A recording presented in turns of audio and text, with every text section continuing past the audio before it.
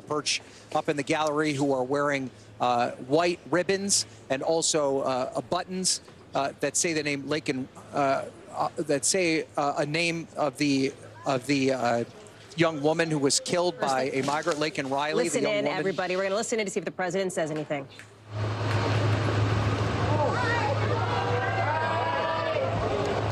Don't jump, I need you. See y'all later. Yeah, for you.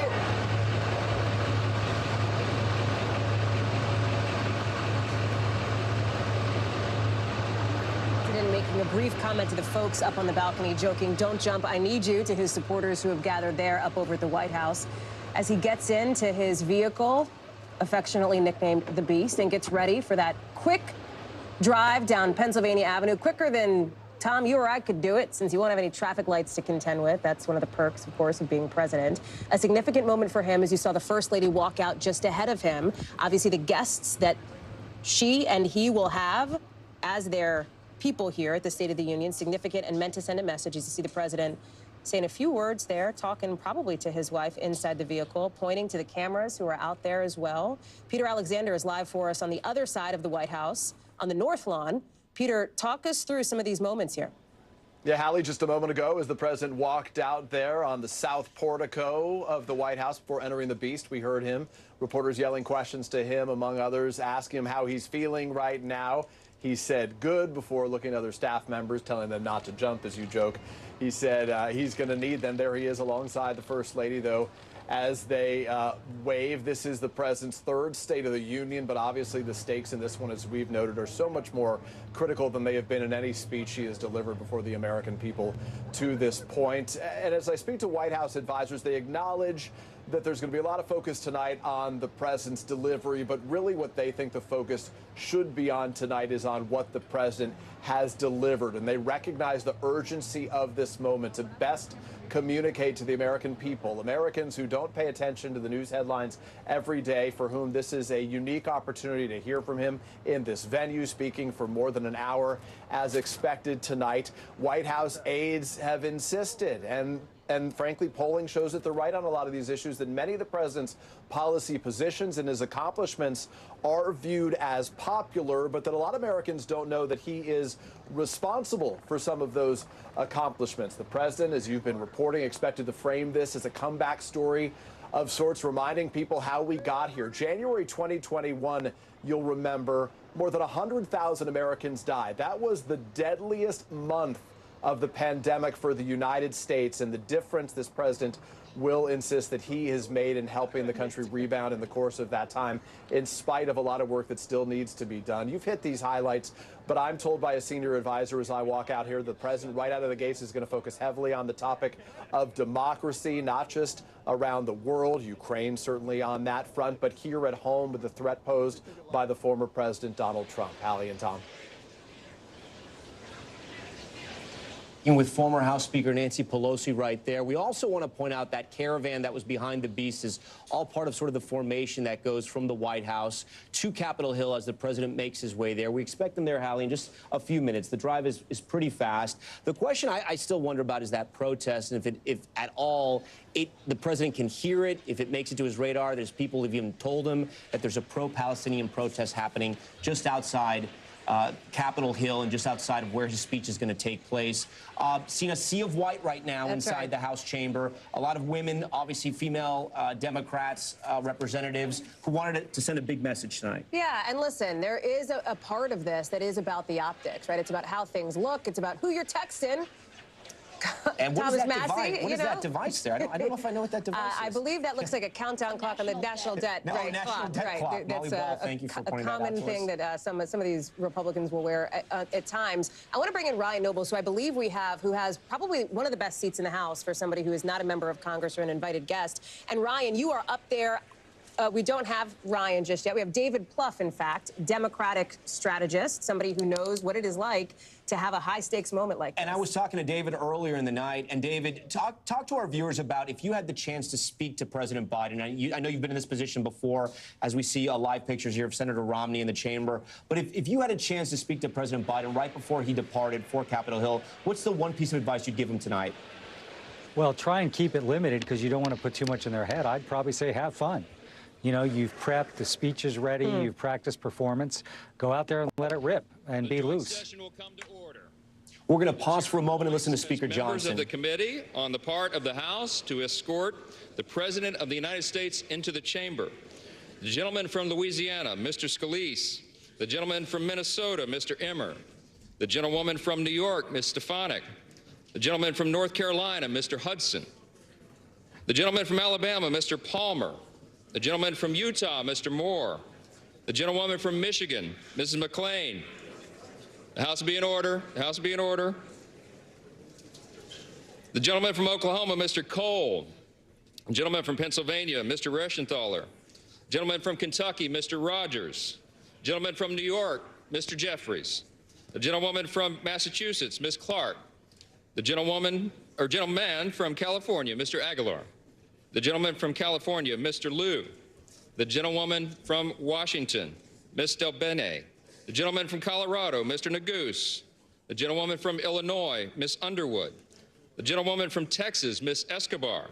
The gentlewoman from Massachusetts, Ms. Trahan. The gentleman from Michigan, Mr. Kildee. Speaker Johnson there acknowledging all the leadership in the House. And we'll listen to the Vice President. Of the Senate to escort the President of the United States into the House chamber.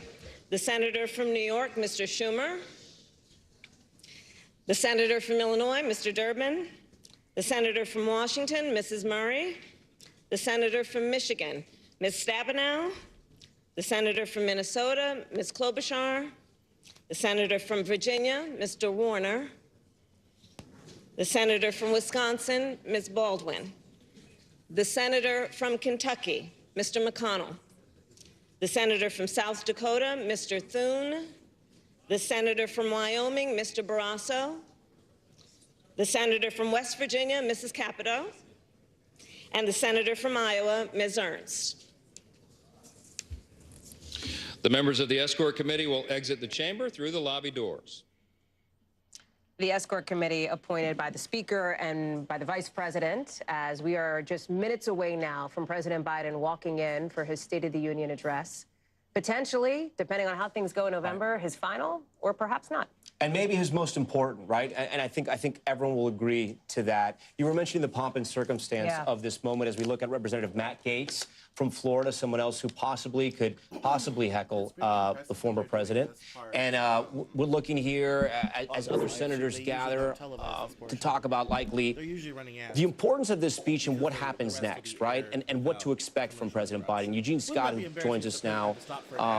Eugene, what are you looking out for in the president's speech? Well, I'm looking forward to him addressing many of the issues that we know voters have said concern him in surveys and polls, and one of them, quite frankly, is his age. He's going to have to look energetic. There needs to be vigor. He needs to be sharp, and let these individuals know that he has what it takes to stay in leadership. Molly, as you watch what happens here, how much of a fight is going to happen tonight? How much of the heckling, the back and forth? Well, Republicans seem to have concluded that the back and forth last year did them no favors. I think we've heard a lot of them say they expect more decorum tonight, in part because they don't want to give Joe Biden that political gift. Last year, when he was able to sort of clap back at them, that was a moment that the White House really relished, and I don't think Republicans enjoyed it very much. So we'll see. It may be too big a temptation for some of his opponents to want to yell at him, but I wouldn't be surprised if they sit on their hands a little bit. As we wait for others to enter the chambers right now, and of course just behind them the president, how much politically do you think it's going to matter for him if he hits it out of the park or if he has stumbles?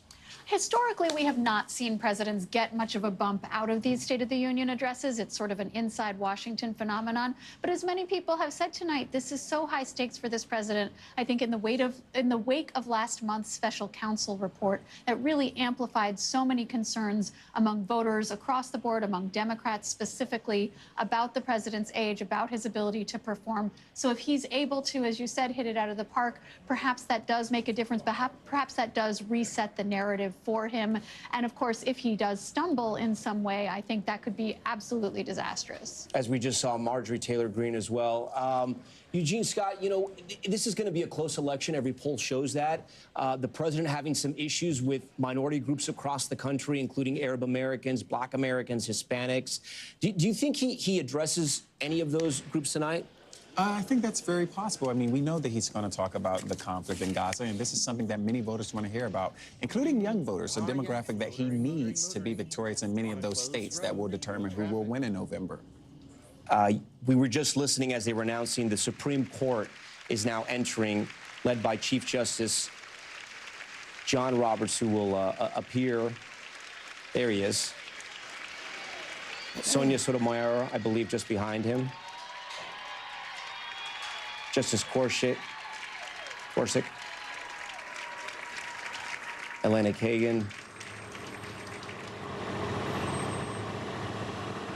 Justice Kavanaugh as well. And I think we also have our first pictures of the beast that is carrying the president right now as it enters Capitol Hill and makes that left turn into a secure location where the president will be able to depart and enter the chambers along with his wife, the First Lady. They will split up for a short time so she can go up to the gallery and watch the speech with her invited guests. And Molly, something that I found interesting was that there will be a lot of important people that will be acknowledged. There will be nobody from Israel, no Palestinian, nobody from Gaza. It seems they sort of avoided that when it came to guests. You know, this is a little bit of a different topic, but on the subject of the court, one thing we do know is that the president plans to call out the Supreme Court and talk about Roe v. Wade, specifically. Those were one of the excerpts released, right? The decision that was made by the court and say, you know, the court said that women have political power, and they've shown that in talking about his desire to see Roe reinstated. So, I mean, I think on Gaza, it'll be very interesting. Does the president want to speak to that left wing of the party that has been protesting, that we see protesting outside tonight? Or is he going to speak to the broad middle of the American electorate that is more favorable to Israel? I'll be very interested to As know we what see, tone he strikes on Justice Ketanji Brown Jackson and the Supreme Court will have such a significant role in this election as well. They already have, weighing on some of the court cases that involve former President Trump. Right now, all smiles. Sometimes we've had the justices not smiling during States of the Union, but we'll see what happens tonight. We are moments away from the president about to enter the chamber. We want to thank all of our guests tonight on this portion of our broadcast, but now we want to go to an NBC News special report.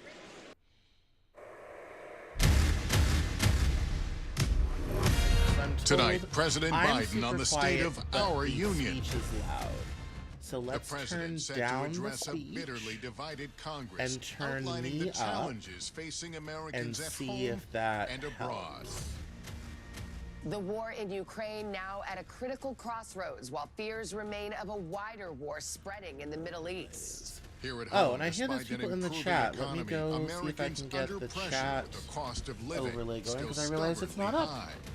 How crazy. Plus, growing tensions over some key issues, including immigration and abortion rights. With 8 months until the general election when I and his approval rating underwater, chat, can the president make the case that the State of the Union is strong? From NBC News, the chat doesn't always work for me, so I think I got rid of it. From Washington, and now, of course, I need it. And can I find it? No.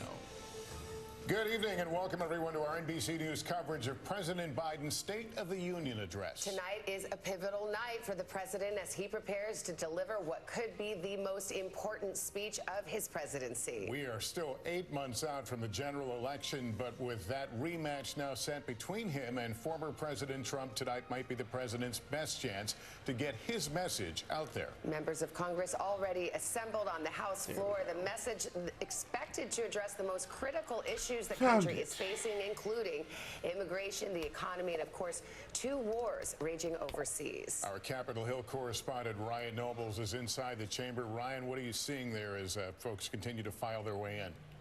Well, Lester, we're already seeing members of Congress displaying messages that they want the world to see. Even though they're not going to have a voice in this room here tonight, they want to make sure the policy issues that they care about are front and center.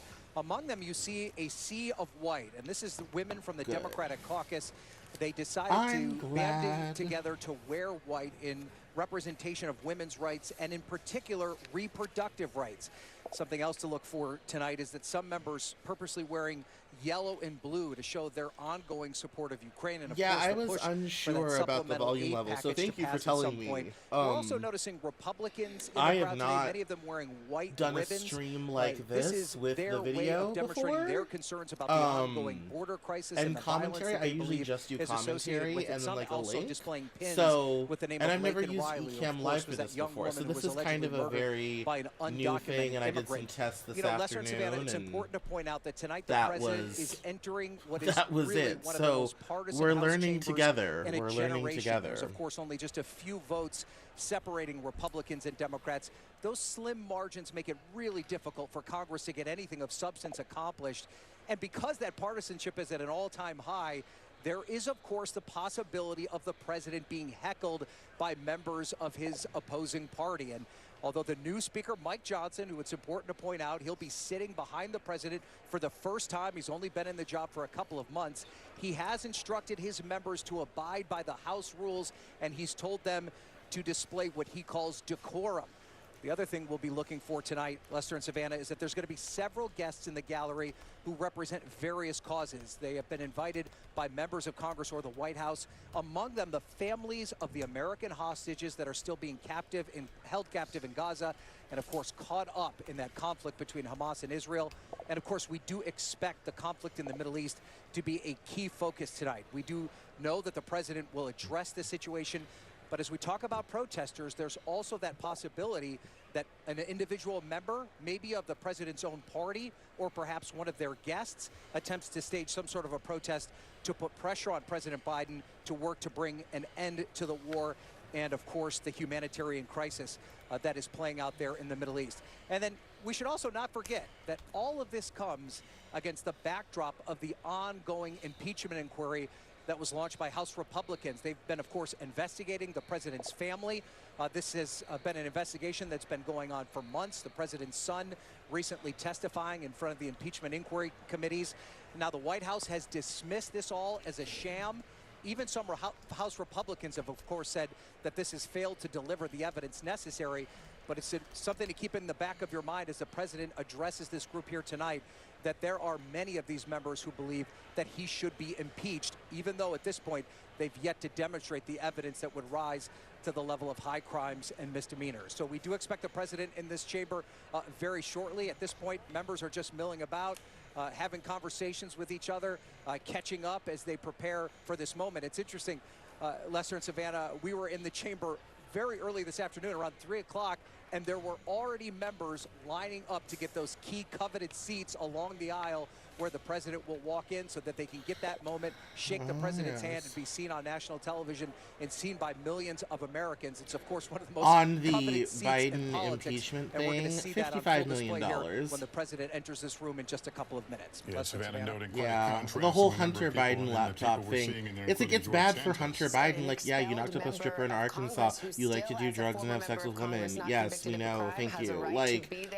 but does that mean that Joe Biden's a bad person? Not even close. No invitation necessary. So he's there, just one of the many storylines that we see developing on the floor tonight. And the timing of all this coming 2 days after Super Tuesday, a prime moment the president has to really get his message out there to respond to the darker view of America that Republicans have been offering. We want to bring in our chief White House correspondent, Peter Alexander. Peter, what can we expect from the president? Lester, in effect, this is the starting gun on the 2024 campaign, as a senior aide to the president described to me. I think there's a couple things to keep an eye on. This is a night that's filled with both challenges and opportunities. The challenge here, of course, the president facing low approval ratings. Many Americans have questions, real concerns about his age, his physical and mental health right now. But it's an opportunity because the president has accomplished in the eyes of the White House a lot since coming to office, and that's why they're going to try to frame this as a comeback story of sorts. You'll remember January 2021, more Americans died due to COVID that month when the president came to office than any other month during the course of the pandemic. More than 105,000 Americans, and yet the economy has been growing in the time since. The president will tout the strong job growth. He'll tout The fact that inflation, though still high, is now 2/3 of what it was at its peak. And while all right, so right now everybody's going to be milling around. Everyone's going to be looking out for the arrival of the president. The moment we're waiting for is when the sergeant in arms stands at the entryway to the center aisle and says, "Mr. Speaker, the President of the United States," and President Biden will come in.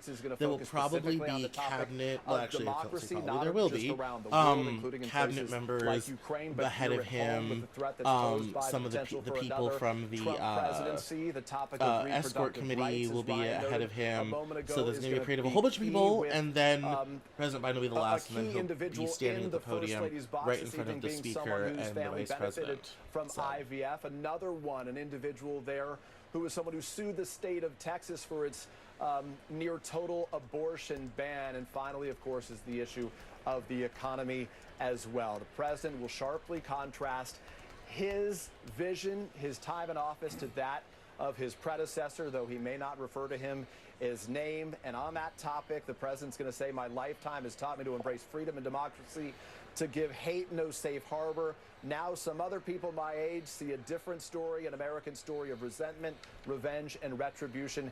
That is not me." Just one example of the contrast the president is expected to make tonight from excerpts we received only a short time ago. Lester and Savannah. All right, Peter, thank you. And to set the scene, there we see former Speaker Nancy Pelosi, members of Congress mixing and mingling with members of the cabinet, Supreme Court justices that have assembled there. We see the second gentleman entering right now. We await the State of the Union, one of the storied traditions of our democracy. The president addressing the nation in just a few moments. He's left the White House, and we expect him to enter that chamber at any moment. By tradition, he will be announced, and then he'll enter. We'll have applause. We'll have a moment to keep chatting. Yes, the second gentleman, Doug Emhoff. To our moderator of Meet the Press, Kristen Welker. Second gentleman giving a shout out there to Vice President Harris, his wife. So when you talk about a State of the Union, it's so often in past years about policy. It certainly will be tonight. President Biden needs to lay out what he would do with the second term. But it is also about performance tonight. There are persistent questions about his age. It shows up in poll after poll. It is no secret. How he performs tonight is as key as anything that he says from that podium. Savannah, you've hit the nail on the head. This is an extraordinary moment for that very reason, because yes, we're going to be paying attention to all of his policy proposals, but everyone is going to be focused on his performance. Senator he was Mark, he's the astronaut, wife of the lady who got shot, don't remember his name, from Arizona, standing with Justice Sotomayor. When they heckled him, he flipped it around. He turned it on their head. Can he show the same yes, First Lady Jill Biden. The First Lady entering the chamber. In a smart green suit. The shot is Steny Hoyer. And Savannah, I think that is what people will be looking for tonight. Does he show the same fight? And does it feel authentic? We know that the White House has been preparing for some jeering from Republicans, even though the House Speaker has encouraged his conference not to do that. But undoubtedly, that is something we might see. All right, we'll pause for a moment as the president is about to be introduced. Mr. Speaker, the President's Cabinet. Here are the various and sundry secretaries, ranked by how important they are. Anthony Blinken of State is first. Janet Yellen of Treasury is second. These are the people who do important things. Then we'll get down to the people who do less important things. For the president. There's also the question, will the president go on the defense about some of the issues? This is Anthony Blinken here, Janet Yellen's behind him. Or take the alternate view and a positive, affirmative case for his policies? Well, I think you'll see both, but on the issue of immigration, I can tell you based on conversations that I've had with sources close to the Biden campaign, he will look to flip the script on immigration. He is going to look to do what he's been trying to do with a smaller audience. Obviously, he's got tens of millions of eyeballs on him tonight to try to point out, hey, wait a second, you could have passed a comprehensive bipartisan border security bill, and Congress did not. I would not be surprised to hear the president talk about that tonight in a full-throated way. I also spoke with a member of Republican leadership who's in the room tonight, who suggested that that may not be the most effective line of attack for the president. Republicans have been going after him on the humanitarian crisis at the border for months now. This is one of the central arguments against him. Obviously, we've seen something really interesting happen. For the last however many years, we sit here, we talk about how the economy, people's money is what drives them to get out and vote come November. This year now, for one of the first times, we are seeing in some polls immigration overtake that that as the #1 issue that affects people. I will tell you, I was texting with a Democratic member of Congress who's now in the room. I asked how this person was feeling. They said, I'm excited, but honestly, a little bit anxious because there is a lot riding on the president's performance tonight, Savannah. As you point out, not what he says, but how he I'm says going it. back and forth with one of my friends on YouTube, and he's like, the Republicans already look like they want to start yelling. And I'm like, yes, and I'm sure they will. There will be heckling. Marjorie Taylor Greene is notorious for yelling and doing the most, so I'm sure her and Boebert will be mixing it up. Oh yeah, see, Buttigieg from transportation. Joe Biden, to counter the critics who say that he doesn't have it in him to serve another 4 years. I also think that there is a political challenge here. He's got to energize the base tonight. He's got to do that. But he also has to reach across the aisle to those Nikki Haley independent voters, moderates. Those are the types of voters who could make a big difference in some of these. Well, he came right out when Donald Trump appeared to reject those voters. Said, "I'll take them. They're welcome in my campaign." That's right. And remember what Donald Trump has said. He's basically said, "I don't need those voters." So those voters are for the taking. Although on Tuesday night in a statement he did say, "If you want to join my movement, you may." But he was not moving in their direction. He said, "Feel free to move in my direction." But it raises the political question you raise is really interesting, because Hallie, do you perceive this election about turning out your base? And is the enthusiasm on the left against Trump more than it's for Biden? And does that create an opportunity for Biden then to move to the center if he wants to try to capture those independents, the suburban moms, the tried and true swing voters who decide so many elections? To make the bet that the progressives to his left are not going to find Donald Trump more palatable than Joe Biden, however concerned they are about some of the issues that they have, like his handling of the Israel-Hamas war. Absolutely. Because listen, this is going to have to be both, right? If the answer is both. It's a turnout election. You got to turn out your base. But the margins are so close here that you also have to appeal to those suburban moms in those swing battleground states. And that's going to be critical for either President Biden or for former President Donald Trump to do, who, by the way, he's watching. I mean, now that we are hitting the general election full swing this week, 240 days to go now until November, he is going to be, he says, quote unquote, fact checking, or at least responding to some of the things that the president's saying. One of the interesting things they were mentioning before the broadcast is how, given Trump's performance on Super Tuesday, this is basically the start of the general election campaign, which will make for a very long general election campaign season. Usually things don't really get going until after the conventions, but since we kind of know who the players are, here we are. So I think that's interesting, that we're in for a long time. It'll be interesting to see how long the speech is. Last year, I noted that President Biden gave one of the longest at 94 minutes or something. Candidate Biden was never trailing for President Trump. I've not heard who's doing the Republican response tonight. We'll find out later. But we can see if the speech is long or short. It'll also be interesting to see what the order of things are in terms of foreign policy versus other, domestic priorities and all this type of thing. There's a large pro-Palestinian, pro-permanent ceasefire protest outside the Capitol. That might be interesting to see if that gets addressed. Different things. This is when people really start paying attention. We'll have to see if that's the case. Well, and voters want to see that he has a pep in his step. Let's turn to Christine Roman. She's our senior business correspondent, and Hallie does mention now that immigration is right up there. It's been it's the economy stupid, has been the political cliche since the 90s. Well, now it's the economy and it's immigration.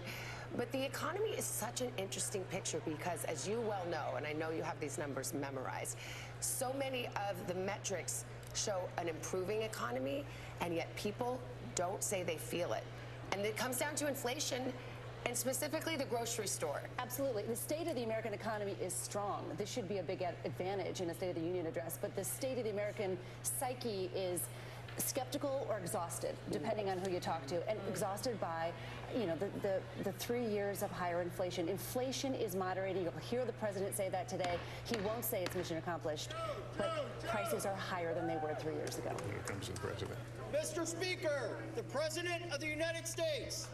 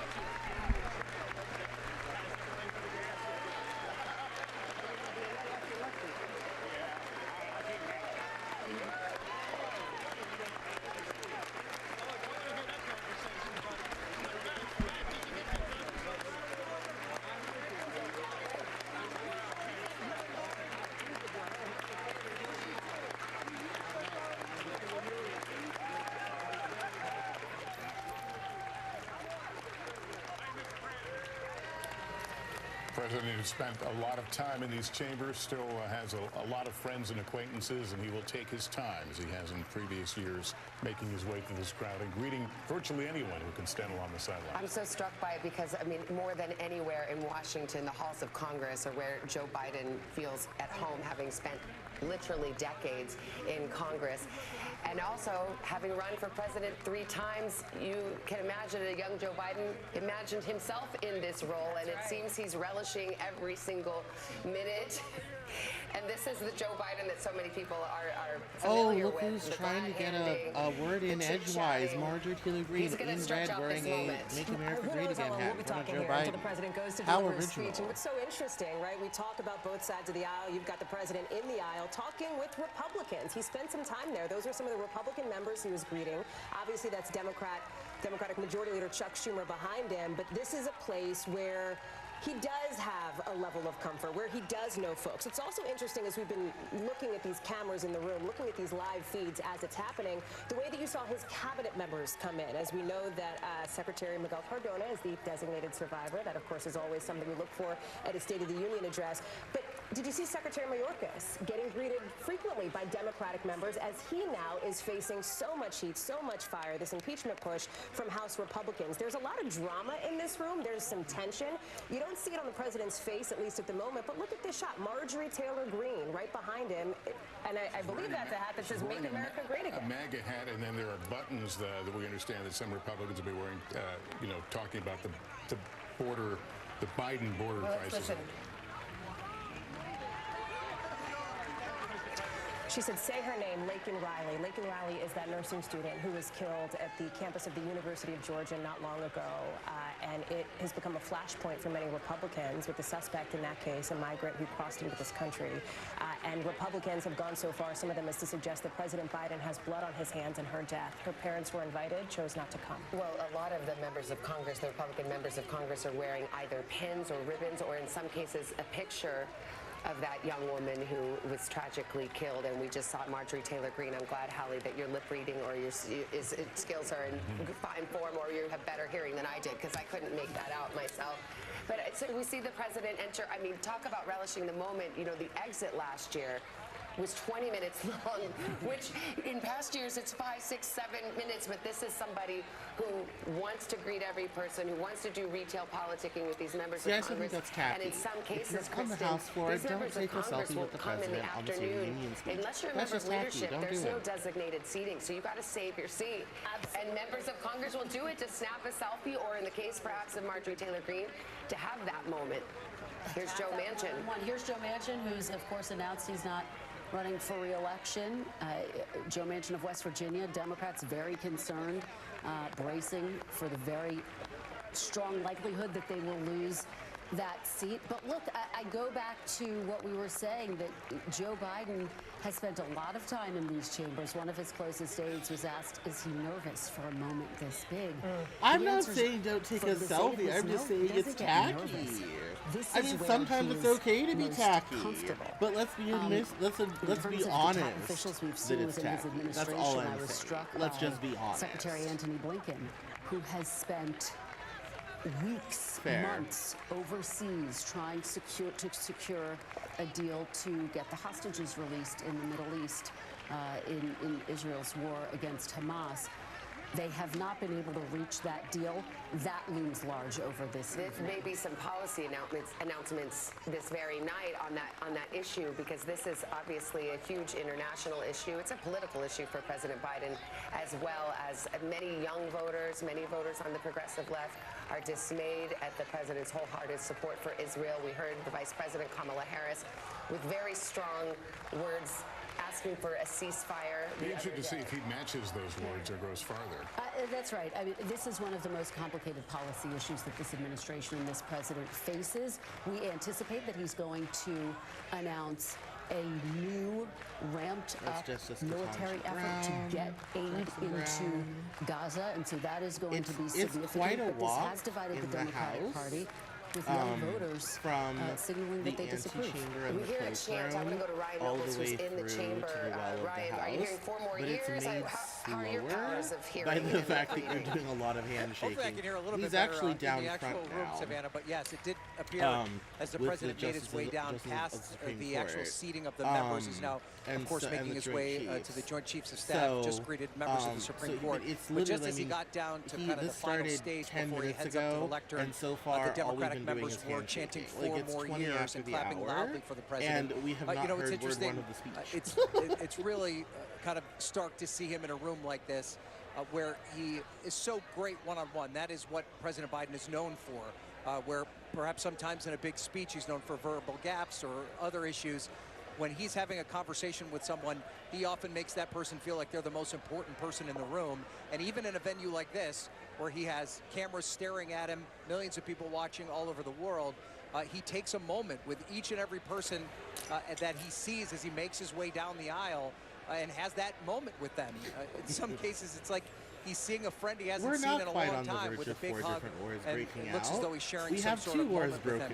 And just to get back to that moment with Marjorie Taylor Greene coming down the aisle, you know, we could see her don her hat, clearly looking to have a viral moment. She also had her camera phone pointed at the president the entire time, so I'm sure that's something that she's going to attempt to make a big deal of on conservative media. It didn't seem to bother the president at all.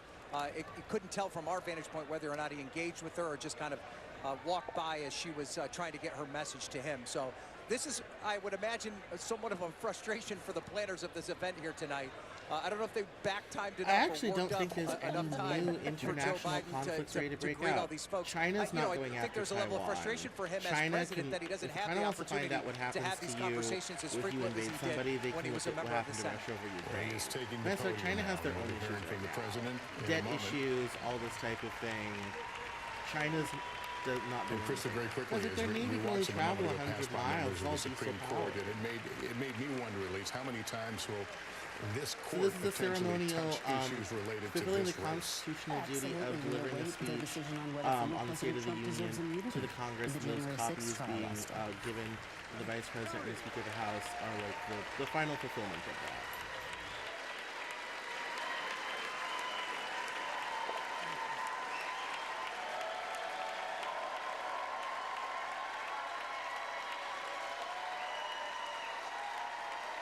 Thank you.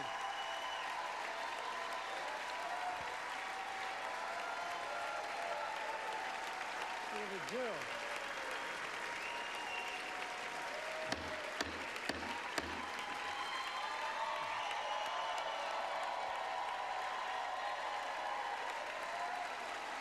Good evening.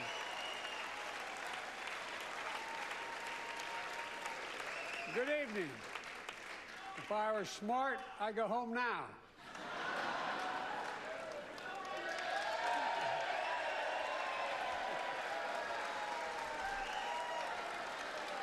Mr. Speaker, Madam Vice President, members of Congress, my fellow Americans, in January 1941, Franklin Roosevelt came to this chamber to speak to the nation, and he said, I address you at a moment unprecedented in the history of the Union. Hitler was on the march. War was raging in Europe. President Roosevelt's purpose was to wake up Congress and alert the American people that this was no ordinary time. Freedom and democracy were under assault in the world. Tonight, I come to this same chamber to address the nation. Now, it's we who face an unprecedented moment in the history of the Union. And yes, my purpose tonight is to wake up the Congress and alert the American people that this is no ordinary moment either. Not since President Lincoln and the Civil War have freedom and democracy been under assault at home as they are today. What makes our moment rare is that freedom and democracy are under attack both at home and overseas at the very same time. Overseas, Putin of Russia is on the march, invading Ukraine and sowing chaos throughout Europe and beyond. If anybody in this room thinks Putin will stop at Ukraine, I assure you he will not.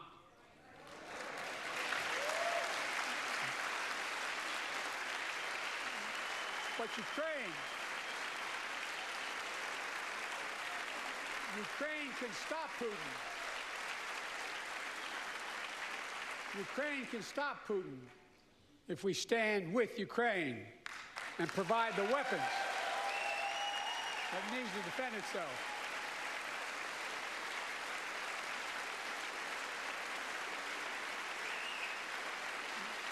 That is all.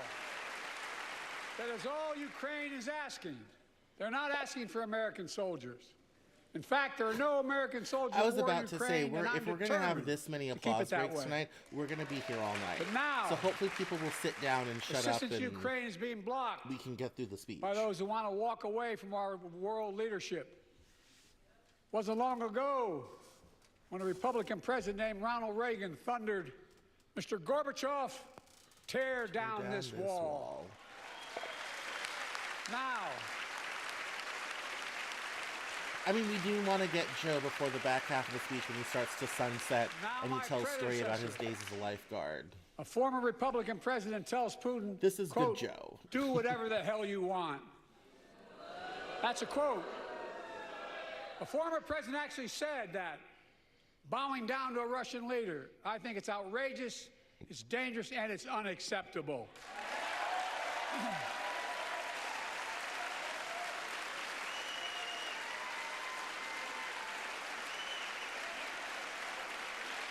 America is a founding member of NATO, the military alliance of democratic nations, created after World War II to prevent war and keep the peace.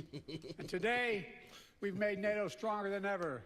Welcome Finland to the alliance last year. And just this morning, Sweden officially joined, and their minister is here tonight. So they'll stand up. Oh, yes, the Prime Minister of Sweden. Yes, it's official. They joined today. After 75 years of neutrality,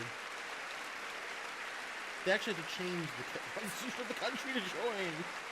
And they know how to fight.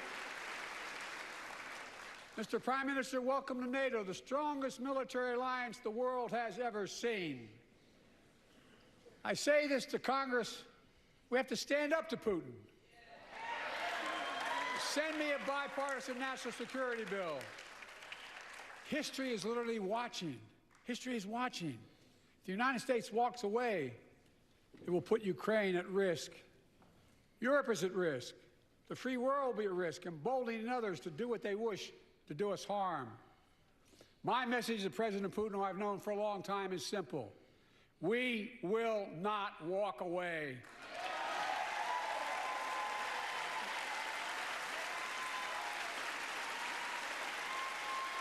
We will not bow down.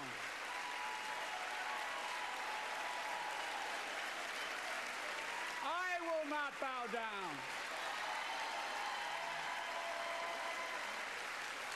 In a literal One sense, Republican. history is watching. Oh, History God. is watching. Just like history watched 3 years ago on January 6th, when insurrectionists stormed this very Capitol and placed a dagger to the throat of American democracy. Many of you are here on that darkest of days. We all saw with our own eyes the insurrectionists were not patriots. They'd come to stop the peaceful transfer of power, to overturn the will of the people. January 6th lies about the 2020 election and the plots to steal the election posed a gravest threat to U.S. democracy since the Civil War. But they failed. America stood. Not necessarily, because Biden really wants the funding for Israel and Ukraine. Ukraine's running out of bullets. If Ukraine doesn't get money here pretty soon, that war is going to go to the left. And then the Swedes are going to have to start shooting Saabs. The threat at the to Russians. democracy must be defended. I think Biden really My predecessor and wants to some kind of of you here look, seek to bury the truth money about January 6th. Now, so I think I will not do I that. think putting it to the front of the speech This is is a actually moment to symbol speak of how the truth important it is. and to He's bury like, the look, lies. things are Here's going to the go to the simple left truth. if you don't give us some money. You can't so fork love over your the cash. country only when you win.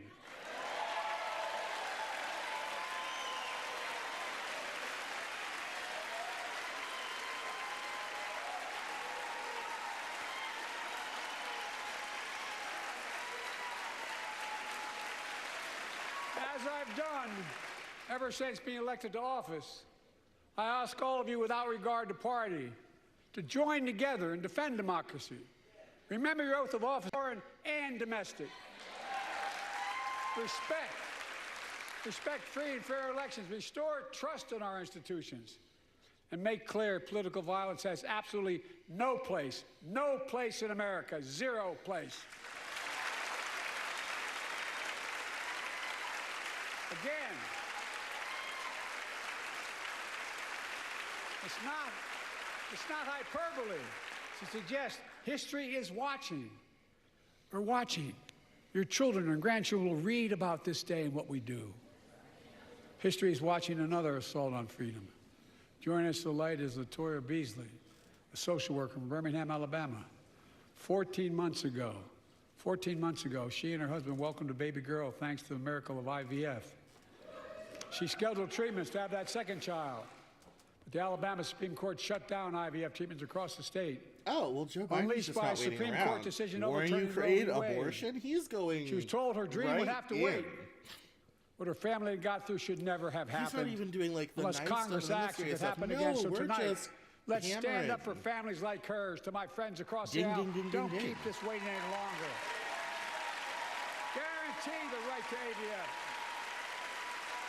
Guarantee it nationwide.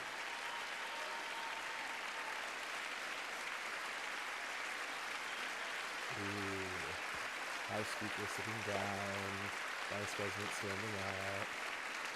Like most Americans, I believe Roe v. Wade got it right. I thank Vice President Harris for being an incredible leader, defending reproductive freedom, and so much more.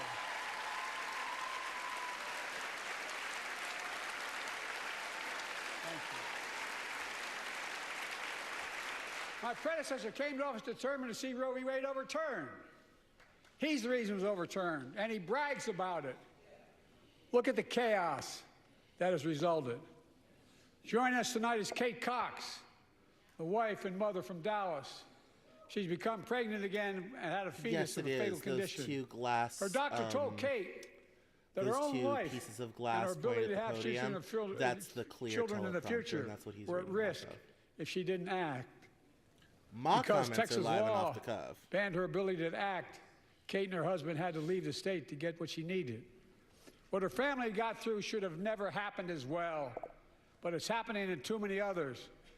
There are state laws banning the freedom to choose, criminalizing doctors, forcing survivors of rape and incest to leave their states to get the treatment they need. Many of you in this chamber and my predecessor are promising to pass a national ban on reproductive freedom. My God, what freedom else would you take away? Look, it's a decision to overturn Roe v. Wade. The Supreme Court majority wrote the following, and with all due respect, justices, women are not without electoral power. Electoral or political power. You're about to realize just how much you're right about.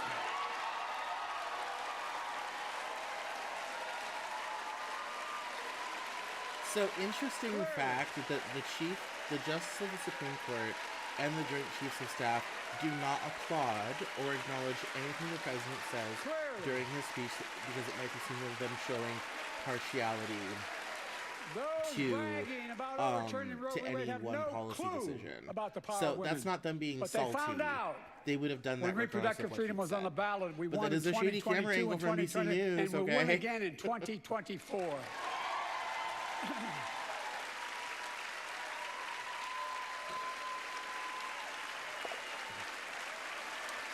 Like Miss Kagan, Miss Sotomayor, we like you. Miss Ketanji Brown Jackson, we like you. The other six of you, Congress that supports the right to choose. I promise you, I'll restore Roe v. Wade as the law of the land again.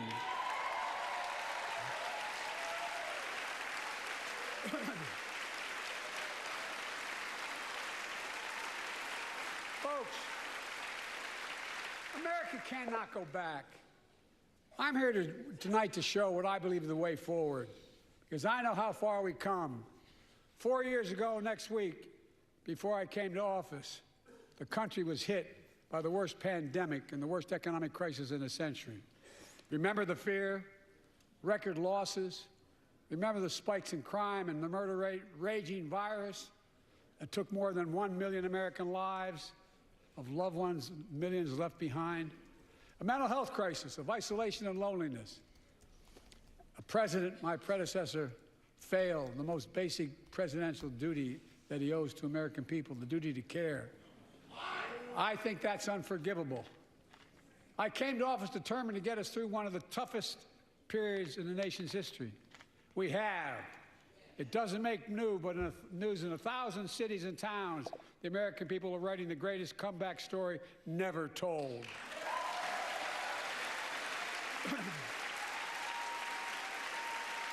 That's one for the cough count. So let's tell the story here. Tell it here and now. America's comeback is building the future of American possibilities, building an economy from the middle out and the bottom up, not the top down, investing in all America, in all America. You can definitely always make tell sure what everyone has a policies fair and whatnot shot. are and are not We popular. leave no one with the behind. party out of power based upon how much The they stand up pandemic and no clap. longer controls Some our years are more lives. raucous than others. The vaccine that saved but us yes, from Mr. COVID Johnson is only going to stand are at the now things being his used to caucus beat agrees cancer, in, which, judging turning by how much setback this into speech is comeback. taking Trump to task, That's is not what going to be America very does. much. And the sad thing is Trump is in Mar-a-Lago as we speak, live tweeting on Truth Social about the speech to counter programming. Folks, my inherited economy is on the brink. Now our economy is literally the envy of the world. 15 million new jobs in just 3 years, a record, a record. To be fair, most of those jobs were ones that were closed during COVID, but go on, Joe. At 50-year lows. That's mostly due to retirements and the boomers leaving the workforce, but please continue, Joe. Businesses, and each one is a literal act of hope. With historic job growth and small business growth for Black and Hispanics and Asian Americans, 800,000 new manufacturing jobs in America and counting. One of the biggest things that has not been talked about in this country is how much Joe Biden has done for manufacturing that Trump never did. Like, it's a big renaissance in manufacturing right now. Today. More people have health insurance today than ever before. The racial wealth gap is as small as it's been in 20 years. Wages keep going up, inflation keeps coming down. Inflation has dropped from 9% to 3%, the lowest in the world, and tending lower. It is true. If we think we have it bad with inflation, the Europeans have it way worse. And now, instead of importing foreign products and exporting American jobs, we're exporting American products and creating American jobs. Right here in America, where they belong. No, I mean that's a huge story, and it's going to become more so as globalization shifts and changes. And it's in my next book coming out soon. Consumer studies show consumer confidence is soaring. We're not going to get into it right now. Buy America has been the law of the land since the 1930s. Past administrations, including my predecessor, including some Democrats as well in the past, failed to buy American. Not anymore. On my watch, federal projects that you fund, like helping build American roads, bridges, and highways, will be made with American products and built by American workers. When Joe announced that 3 years ago, people complained it would make infrastructure projects too expensive, but not realizing the knock-on effects to local economies and the job growth. And thanks to our CHIPS and Science Act, the United States is investing more in research and development than ever before. During the pandemic, a shortage of semiconductors, chips, that drove up the price of everything from cell phones to automobiles. And by the way, we invented those chips right here in America. Well, instead of having to import them, private companies are now investing billions of dollars to build new chip factories here in America, creating tens of thousands of jobs. Many of those jobs paying $100,000 a year and don't require a college degree.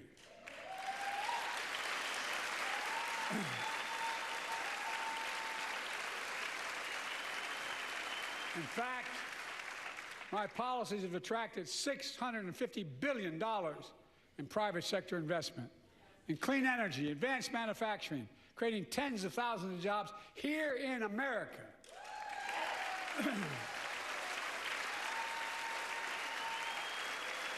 And thanks to our bipartisan infrastructure law, 46,000 new projects have been announced all across your communities. And by the way, I noticed some of you strongly voted against it, or they're cheering on that money coming in. I like with you. I'm with you. If any of you don't want that money in your district, just let me know. Modernize our roads and bridges, ports and airports, public transit systems. Removing poisonous lead pipes so every child can drink clean water without risk of brain damage. I always enjoy Joe poking fun at the Republicans in these moments. Affordable high-speed internet for every American, no matter where you live, urban, suburban, or rural communities, in red states and blue states. Record investments in tribal communities. Because of my investment in family farms,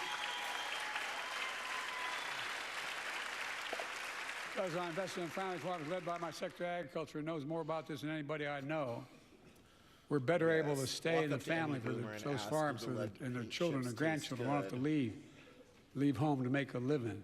It's transformative. The great comeback story is Belvedere, Illinois, home to an auto plant for nearly 60 years. Before I came to office, the plant was on its way to shutting down. Thousands of workers feared for their livelihoods. Hope was fading. Then I was elected to office, and we raised the Belvedere repeatedly with auto companies, knowing unions would make all the difference. The UAW worked like hell to keep the plant open and get these jobs back, and together we succeeded. Instead of auto factories shutting down, auto factories reopening, a new state-of-the-art battery factories being built to power those cars there at the same.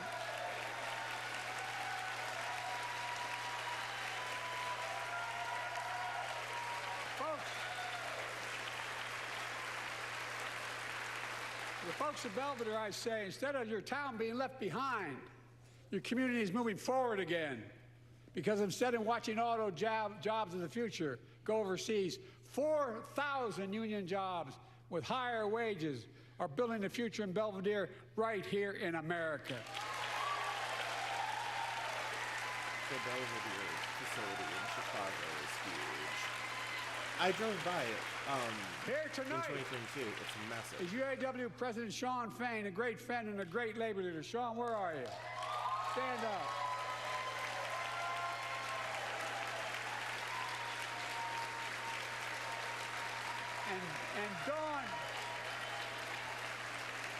And Dawn Sims, a third-generation worker, UAW worker at Belvedere. Shawn, I was proud to be the first president to stand on the picket line, and today, Dawn has a good job in her hometown, providing stability for her family and pride and dignity as well. Showing once again, Wall Street didn't build America. They're not bad guys. They didn't build it, though. The middle class built the country, and unions built the middle class. I mean, we know that Joe loves the union, okay? That's no surprise.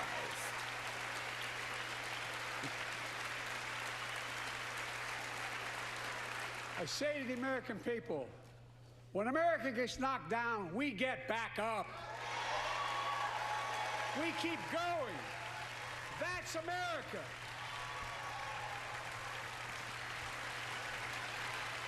That's you, the American people.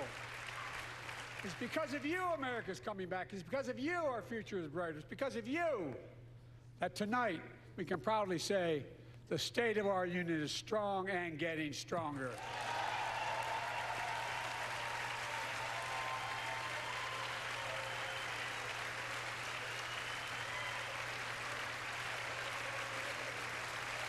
No matter what's going on, the state of the union is always strong.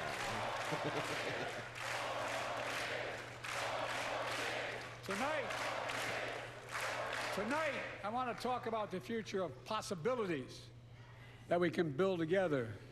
A future where the days of trickle-down economics are over, and the wealthy and the biggest corporations no longer get all the tax breaks. And by the way, I understand corporations. I come from a state that has more corporations invested than every one of your states in the state of the United States combined. And I represented it for 36 years. I'm not anti-corporation, but I grew up in a home where trickle-down economics didn't put much on my dad's kitchen table. That's why I determined to turn things around so middle class does well. When they do well, the poor go way up and the wealthy still do very well. We all do well.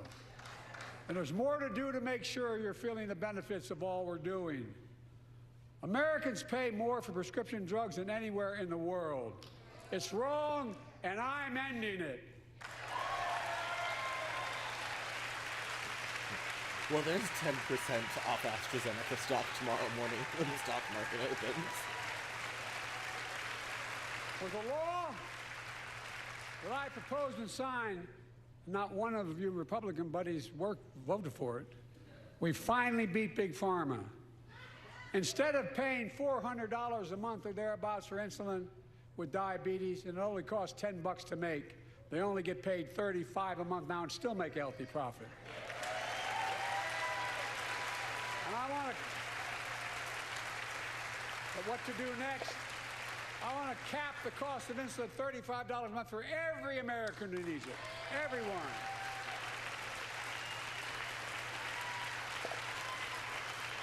For years. Hey, Sean, I think it's a very People have talked about it, but speech. finally we got He's it doing a lot done. of We quips gave towards Medicare the power to negotiate and the lower first prices are on definitely prescription drugs. narrowcasting towards Just Donald like Trump. the VA is able like to the do first for half of the veterans. speech were for Donald Trump. That's not just someone go saving check seniors Truth money. Social, because I'm sure he's saving uploading. taxpayers money. We cut the federal deficit by $160 billion. Because Medicare will no longer have to pay those exorbitant prices to Big Pharma. This year, Medicare is negotiating lower prices for some of the costliest drugs on the market that treat everything from heart disease to arthritis. It's now time to go further and give Medicare the power to negotiate lower prices for 500 different drugs over the next decade. They're making a lot of money, The cost guys. savings for the Medicare and Medicaid program on And they'll still be prescription extremely drugs profitable. is billions of dollars. Will not only save lives, it will save taxpayers another $200 billion. Starting next year, the same law caps total prescription drug costs for seniors on Medicare at $2,000 a year, even for expensive cancer drugs that cost $10,000, $12,000, $15,000. Now I want to cap prescription drug costs at $2,000 a year for everyone. Wow, the $2,000 cap on prescription drugs. There goes 10% of healthcare, I'm going to get health in trouble insurance for that we saying stopped that, but anyone tomorrow to get morning. in Air Force One would fly to Toronto, Berlin, Moscow. Well, even Moscow, probably. And bring your prescription with you, and I promise you I'll get it for you for 40% the cost you're paying now. Same company, same drug, same place. Folks, the Affordable Care Act, the old Obamacare, is still a very big deal.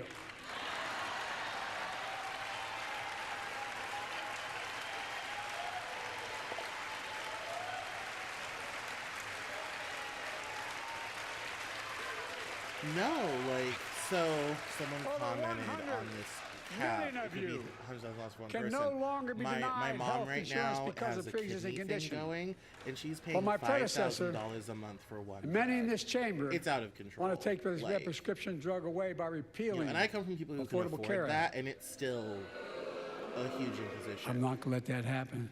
It's out of control. We stopped you 50 times before, and we'll stop you again. In fact, I'm not only protecting it, I'm expanding it. The enacted tax credits of $800 per person per year reduce health care costs for millions of working families. That tax credit expires next year. I want to make that savings permanent.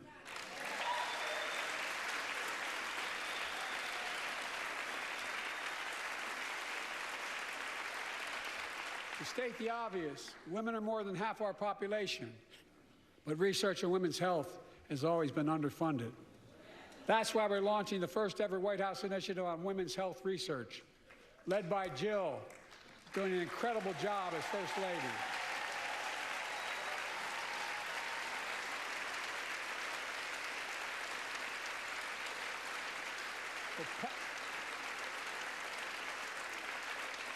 So pass my plan for $12 billion to transfer women's health research and benefit millions of lives all across America. I know the cost of housing is so important to you. If inflation keeps coming down, mortgage rates will come down as well, and the Fed acknowledges that. But I'm not waiting. I want to provide an annual tax credit that will give Americans $400 a month for the next 2 years as mortgage rates come down, to put toward their mortgages when they buy their first home or trade up for a little more space. Just for 2 years.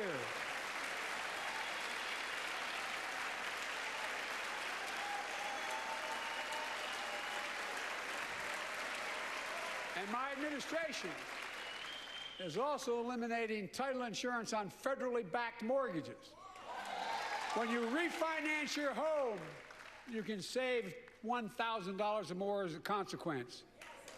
For millions of renters, we're cracking down on big landlords who use antitrust law, who break antitrust laws by price fixing and driving up rents. We've cut red tape so builders can get federally financing, which is already helping build a record 1.7 million new housing units nationwide. Now pass. Also on the Biden gap counter, we have 2 coughs and we have 2 million affordable homes and bring those rents down. Obviously, this is definitely for the under 40 Democrat voting audience who would like some relief for renters and not just homeowners. So. To remain the strongest economy in the world, we need to have the best education system in the world. And I, like I suspect all of you, want to give a child, every child, a good start by providing access to preschool for 3 and 4 years old. You know, I think I pointed out last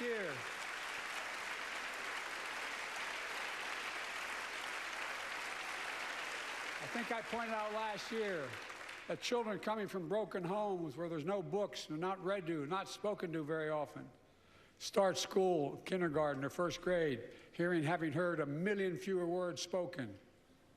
Well, studies show that children who go to preschool are nearly 50% more likely to finish high school, go on to earn a 2- and 4-year degree, no matter what their background is.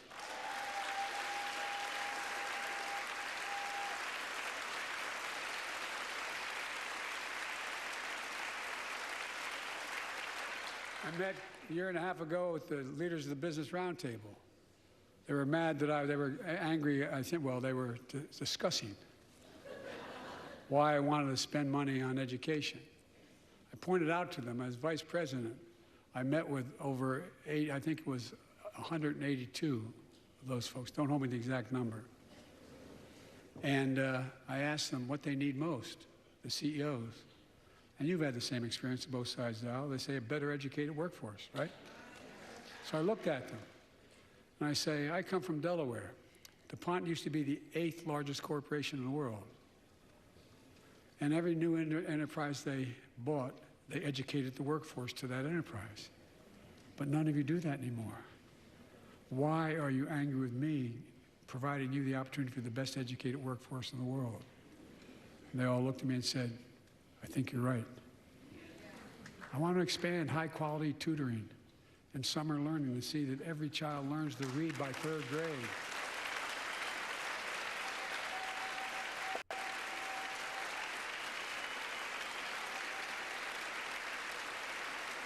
I'm also connecting local businesses and high schools so students get hands-on experience and a path to a good-paying job, whether or not they go to college. And I want to make sure the college is more affordable. Let's continue increasing the Pell Grants to working and middle-class families and increase record investments in HBCUs and minority-serving institutions, including Hispanic institutions.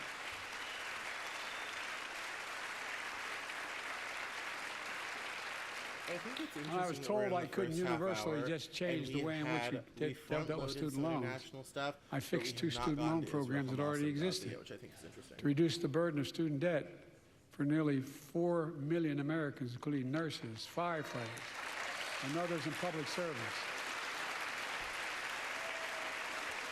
Like Keenan Jones, a public educator from Minnesota, who's here with us tonight. Keenan, where are you? Keenan, thank you. He's educated hundreds of students so they can go to college. Now he's able to help, after debt forgiveness, get his own daughter to college. Yes.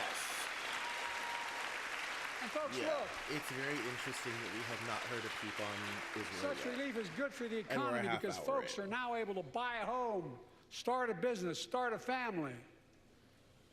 While we're at it, I want to give public school teachers a raise.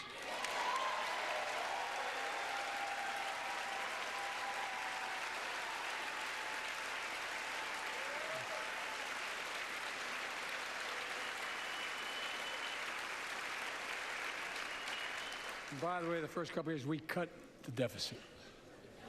Now, let me speak to the question of fundamental fairness for all Americans. I've been delivering real results in fiscally responsible ways. We've already cut the federal deficit. We've already cut the federal deficit over $1 trillion. I signed the bipartisan deal to cut another $1 trillion in the next decade. It's my goal to cut the federal deficit another $3 trillion by making big corporations and very wealthy finally beginning to pay their fair share.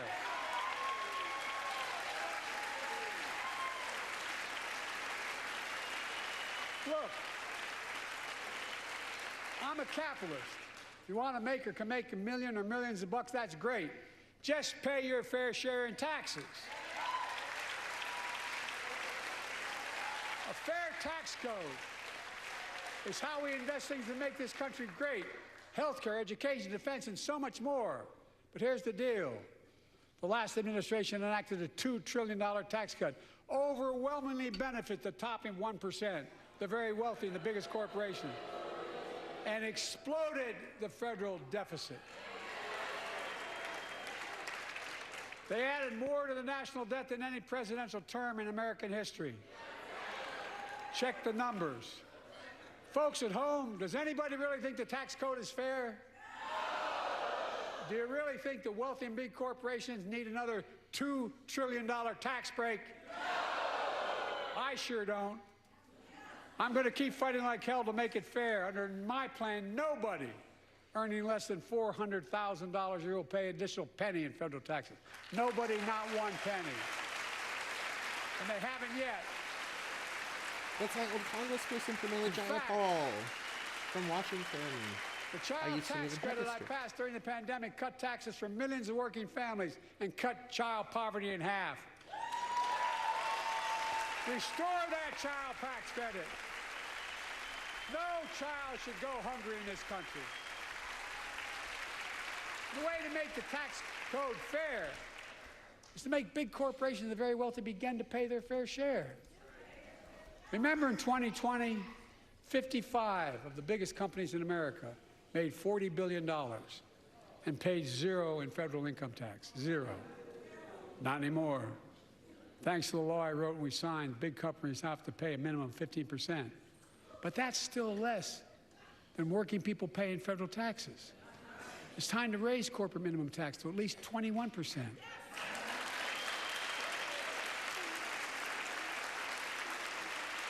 So every big corporation finally begins to pay their fair share.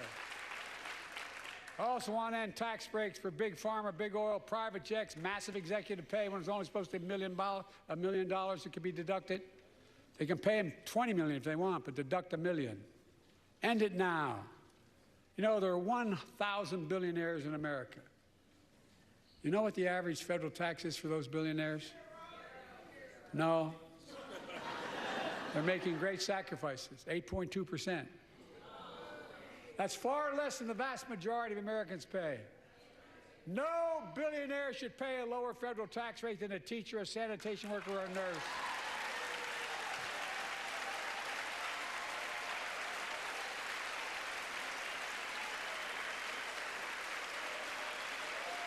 I propose a minimum tax for billionaires of 25%, just 25%. You know what that would raise? That would raise $500 billion over the next 10 years. And imagine what that could do for America. Imagine a future with affordable child care. Millions of families can get they need to go to work to help grow the economy. Imagine a future with paid leave, because no one should have to choose between working and taking care of their sick family member. Imagine the future of home care and elder care and people living with disabilities. so they can stay in their homes and family caregivers can finally get the pay they deserve. Tonight, let's all agree once again to stand up for seniors. Many of my friends on the other side of the aisle want to put Social Security on the chopping block. If anyone here tries to cut Social Security, Medicare, or raise the retirement age, I will stop you.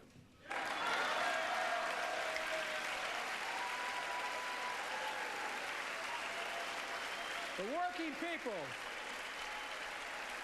people who built this country pay more into Social Security than millionaires and billionaires do. It's not fair. We have two ways to go. Republicans can cut Social Security and give more tax breaks to the wealthy. That's the proposal. Oh no, you guys don't want another $2 trillion tax cut? I kind of thought that's what your plan was. Well, that's good to hear. You're not going to cut another $2 trillion for the super wealthy. That's good to hear. I'll protect and strengthen Social Security and make the wealthy pay their fair share. Look,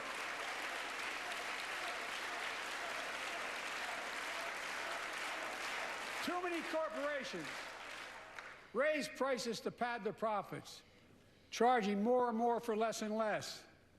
That's why we're cracking down on corporations that engage in price gouging and deceptive pricing, from food to health care to housing. In fact, the snack companies think you won't notice if they change the size of the bag and put a hell of a lot fewer, same size bag, put fewer chips in it. No, I'm not joking. It's called shrinkflation. Pass Bobby Casey's bill and stop this. I really mean it.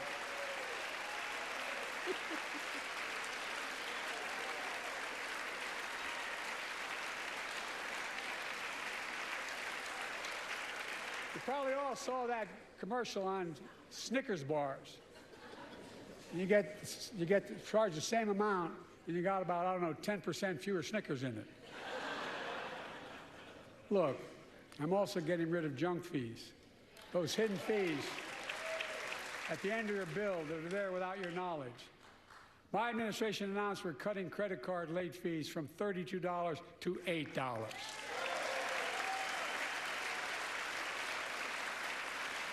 Banks and credit card companies are allowed to charge what it costs them to instigate the collection. And that's more a hell of a lot like $8 and 30-some dollars. They don't like it. The credit card companies don't like it. But I'm saving American families $20 billion a year with all the junk fees I'm eliminating. Folks at home, I first started noticing shrinkflation in high school. That's why the banks are so mad. It's especially bad in beauty products. Ask Jen. Well, we're I'm not stopping there. Into the speech. My administration has proposed rules to make cable, we're travel, utilities, and online ticket sellers tell you the now. total price up front, so there are no surprises. We're going to be on a journey for the rest of this speech. It matters. I'm hoping they'll have kept it short. It matters. And so does this. In November, my team began serious negotiation with a bipartisan group of senators. The result was a bipartisan bill with the toughest set of border security reforms we've ever seen. Oh, you don't think so? Oh, you don't like that bill, huh? That conservatives got together and said it was a good bill? I'll be darned. That's amazing. That bipartisan bill would hire 1,500 more security agents and officers, 100 more immigration judges to help tackle the backload of 2 million cases, 4,300 more asylum officers, and new policies so they can resolve cases in 6 months instead of 6 years now.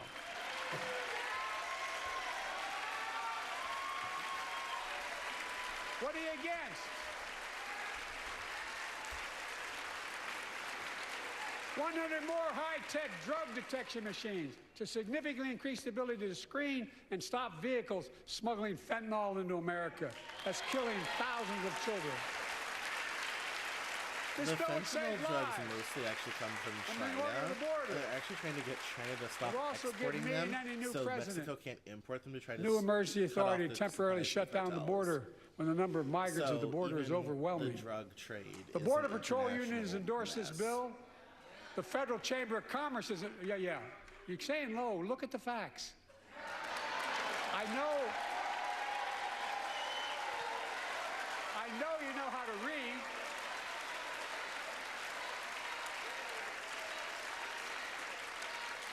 I believe that given the opportunity for a majority in the House and Senate would endorse the bill as well, a majority right now. But unfortunately, politics has derailed this bill so far. I'm told my predecessor called members of Congress in the Senate to demand they block the bill. He feels political win, he viewed it as a political win for me and a political loser for him. It's not about him, it's not about me. I'd be a winner, not really. Oh,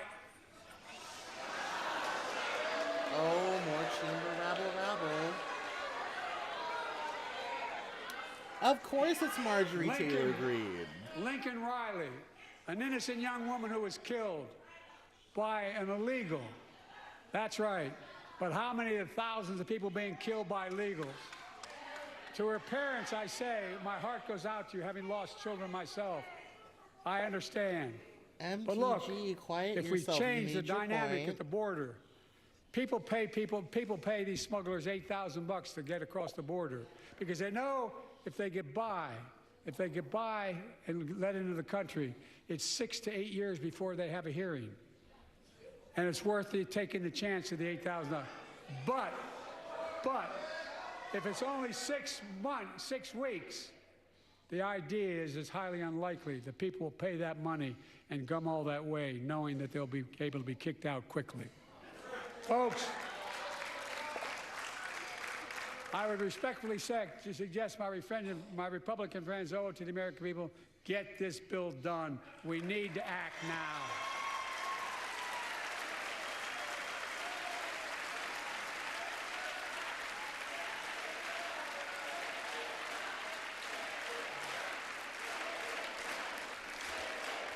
And if my predecessor is watching, instead of paying politics, Joe is sunsetting, okay? and pressuring It's members of Congress to block the bill, 10:15, join me. 10:11 here on the East telling Coast. the Congress to pass he it. left the White House. We can do a it little together. bit to 8.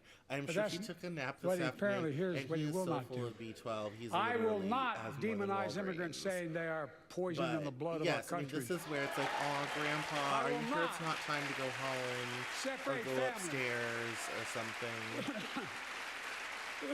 I will not ban people because of their faith. Unlike my predecessor on my first day in office, I introduced a comprehensive bill to fix our immigration system. Take a look at it. It has all these and more. Secure the border. Provide a pathway to citizenship for dreamers, and so much more. But unlike my predecessor, I know who we are as Americans. We're the only nation in the world with a heart and soul that draws from old and new. We could have been home to playing a Native drinking Americans, game and during this ancestors whole have been here for thousands of years. Home to people of every place, from every place on earth.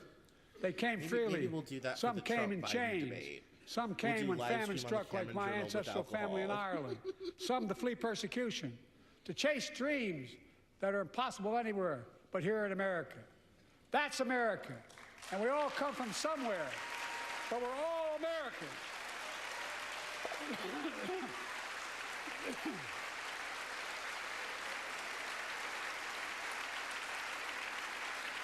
Look, folks,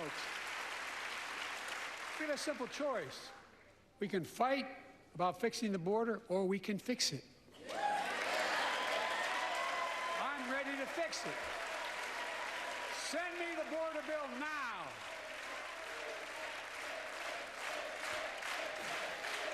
He is really trying to take that border thing from Trump. A transformational moment in history happened 59 years ago today in Selma, Isn't that Alabama. emblematic of the bipartisanship of Hundreds our of foot age? soldiers for justice marched across the Edmund Pettus Bridge, named after the Grand Dragon of the Ku Klux Klan, to claim their fundamental right to vote. They were beaten, they were bloody, and left for dead. Our late friend and former colleague, John Lewis, was on that march. We miss him.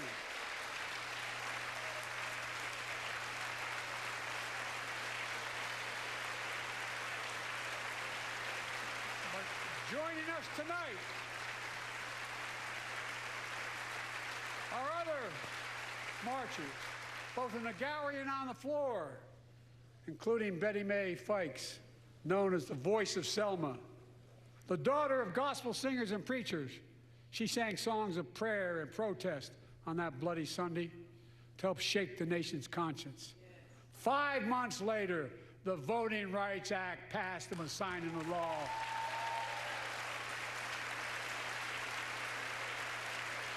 Thank you. Thank you, thank you, thank you.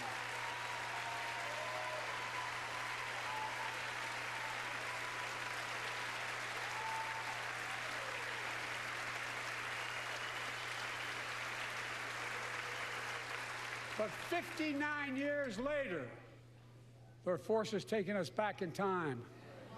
Voter suppression, election subversion, unlimited dark money, extreme gerrymandering.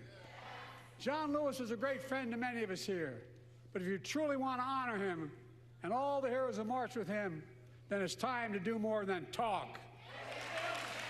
Pass the Freedom to Vote Act, the John Lewis Voting Rights Act. Yeah, the John Lewis thing has been sitting around for years and hasn't happened. Republicans never want to pass because their whole strategy is voter suppression. Stop denying another core value of America, our diversity across American life. Banning books, it's wrong. Instead of erasing history, let's make history. I want to protect fundamental rights. Pass the Equality Act. And my message to transgender Americans, I have your back. Pass the PRO Act for workers' rights. Raise the federal minimum wage because every worker has a right to a decent living more than $7 an hour. We're also making history by confronting the climate crisis, not denying it. I don't think any of you think there's no longer a climate crisis.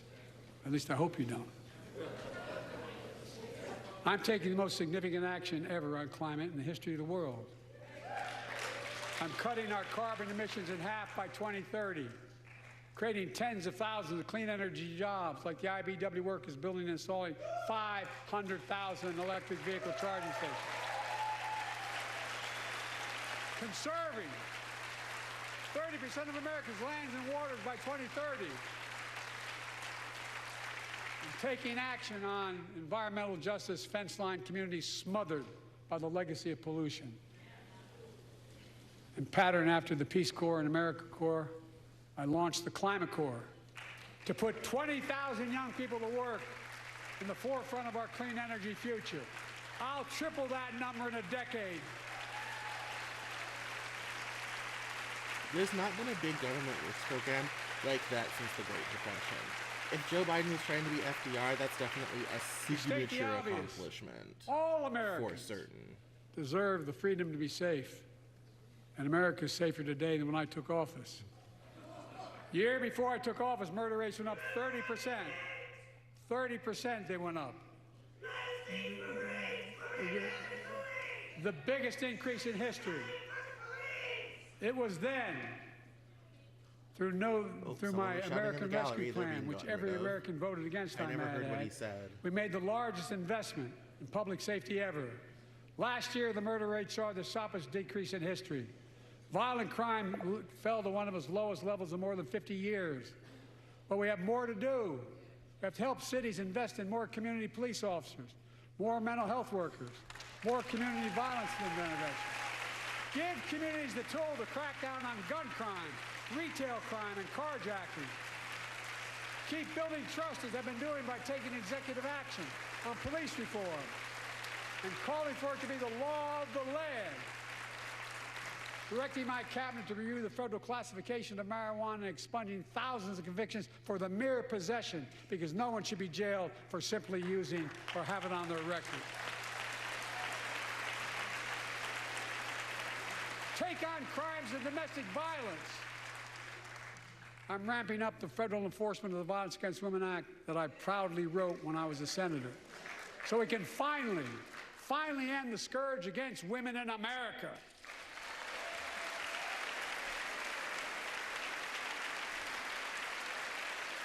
There are other kinds of violence I want to stop. With us tonight is Jasmine, whose 9-year-old sister Jackie was murdered with 21 classmates and teachers in an elementary school in Uvalde, Texas. Very soon after that happened, Jill and I went to Uvalde for a couple of days. We spent hours and hours with each of the families. We heard their message, so everyone in this room, in this chamber, could hear the same message. The constant refrain, and I was there for hours meeting with every family. They said, do something. Do something. Well, I did do something by establishing the first ever Office of Gun Violence Prevention in the White House that the Vice President is leading the charge. Thank you for doing it. Meanwhile, we are very late in this. Let me put this on the screen so that people know what I'm talking about. We are very late in this speech, and we've not really heard about Israel and Gaza. My predecessor told the NRA he's proud he did nothing on guns when he was president. After another shooting in Iowa recently, he said, when asked what to do about it, he said, just get over it. There's his quote, just get over it. I say, stop it. Stop it, stop it, stop it.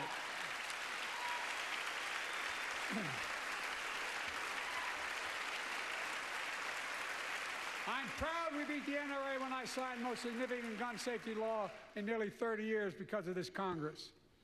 We now must beat the NRA again. I'm demanding a ban on assault weapons and high-capacity magazines. Pass universal background checks. None of this. I taught the Second Amendment for 12 years. None of this violates the Second Amendment or vilifies responsible gun owners. You know, as we manage challenges at home, we're also managing crises abroad, including in the Middle East. I know the last 5 months have been gut-wrenching for so many people, for the Israeli people, for the Palestinian people, and so many here in America.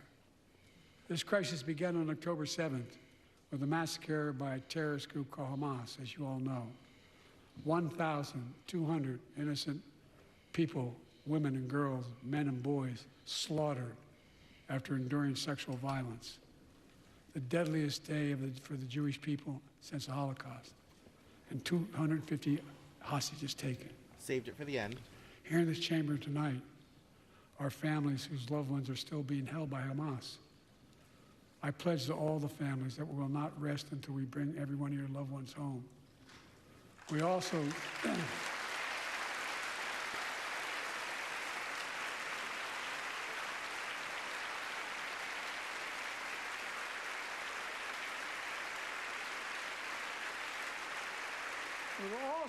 I think that's the first time Speaker Johnson has stood up this whole speech. Bring home Evan and Paul, Americans being unjustly detained by the Russians and others around the world.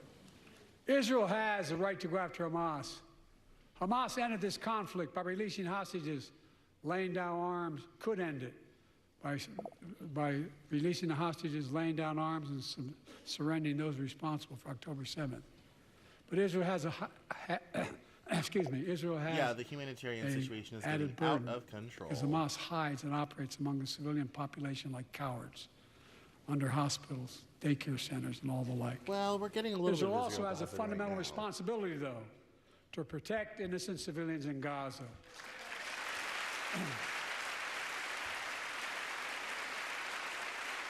This war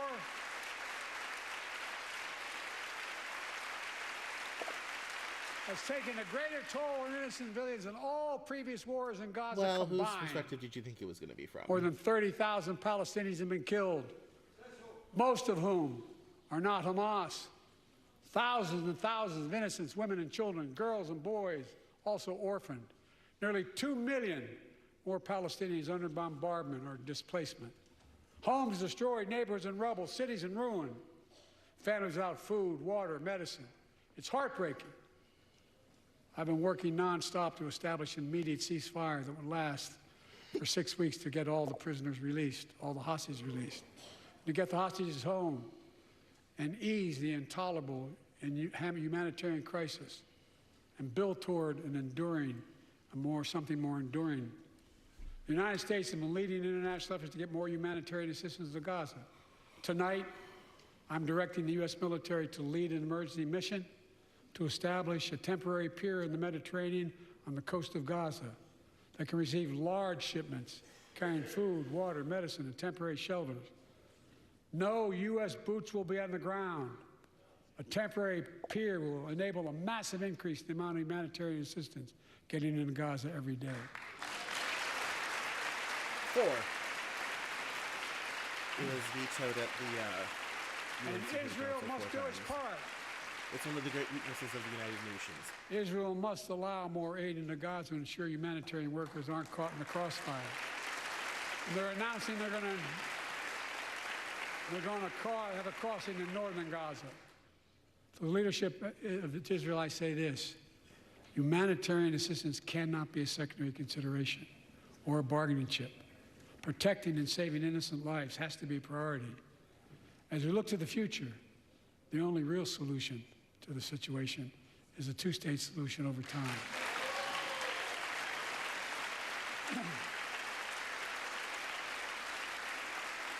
And I say this as a lifelong supporter of Israel. My entire career, no one has a stronger record with Israel than I do. I challenge any of you here. I'm the only American president of Israel in wartime. But there is no other path that guarantees Israel's security and democracy. There is no other path that guarantees Palestinians can live in peace with peace and dignity. There's no other path that guarantees peace between Israel and all of its neighbors, including Saudi Arabia, with whom I'm talking. Facts. Creating stability in the Middle East also means containing the threat posed by Iran. That's why I built a coalition of more than a dozen countries to defend international shipping and freedom of navigation in the Red Sea. I've ordered strikes to degrade the Houthi capability and defend U.S. forces in the region. As Commander-in-Chief, I will not hesitate to direct further measures to protect our people and our military personnel. No, it's true. Israel was created in 1947. Joe Biden was born in 1943. Joe Biden's older than the entire nation of Israel. For years, I've heard many of my Republican and Democratic friends say that China is on the rise and America's falling behind. They've got it backwards. I've been saying it for over 4 years, even when I wasn't president. America's rising. We have the best economy in the world. And since I've come to office, our GDP is up, our trade deficit with China is down to the lowest point in over a decade. And we're standing up against China's unfair economic practices. We're standing up for peace and stability across the Taiwan Straits. I've revitalized our partnership and alliance in the Pacific. India, Australia, Japan, South Korea, Pacific Islands. I've made sure that the most advanced American technologies can't be used in China, not allowing to trade them there. Frankly, for all this tough talk on China, it never occurred to my predecessor to do any of that. I want competition with China, not conflict. And we're in a stronger position to win the conflict of the 21st century against China than anyone else, for that matter, than any time as well. Here at home, I've signed over 400 bipartisan bills. But there's more to pass my unity agenda.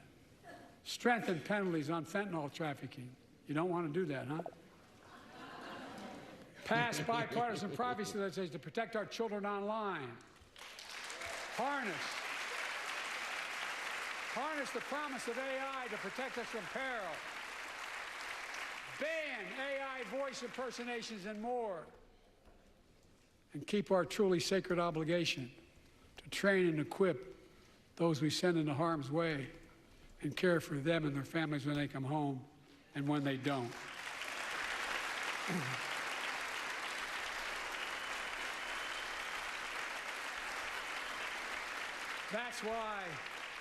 the song support and help of Dennis and the VA, I signed the PACT Act, one of the most significant laws ever, helping millions of veterans exposed to toxins who now are battling more than 100 different cancers. Many of them don't come home, but we owe them and their families support. We owe it to ourselves to keep supporting our new health research agency called ARPA-H, and remind us that we can do big things like end cancer as we know it, and we will.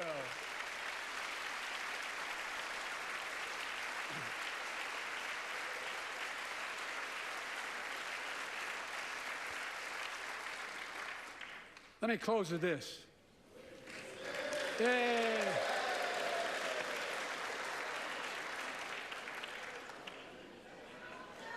I know you don't want to hear any more, Lindsay, but I got to say a few more things.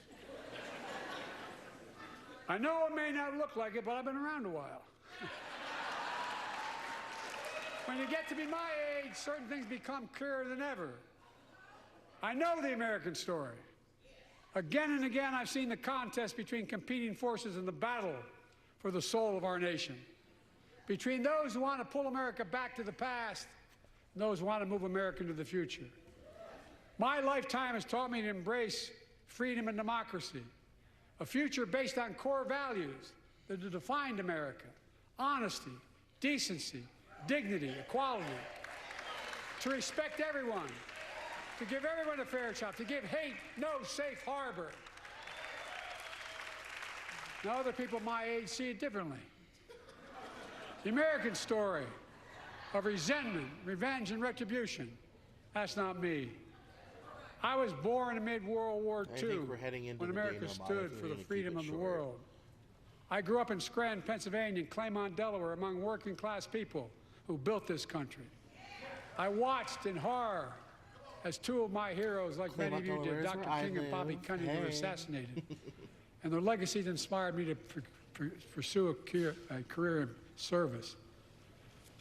I left the law firm and became a public defender because my city of Wilmington was the only city in America occupied by the National Guard after Dr. King was assassinated because of the riots. I became a county councilman almost by accident. I got elected to the United States Senate when I had no intention of running at age 29. Then vice president to our first black president. Now president to the first women vice president.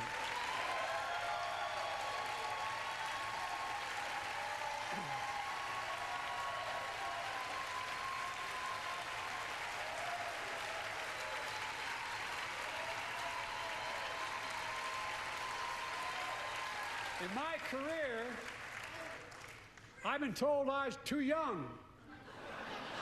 By the way, they didn't let me on the Senate elevators for votes sometimes. Not a joke.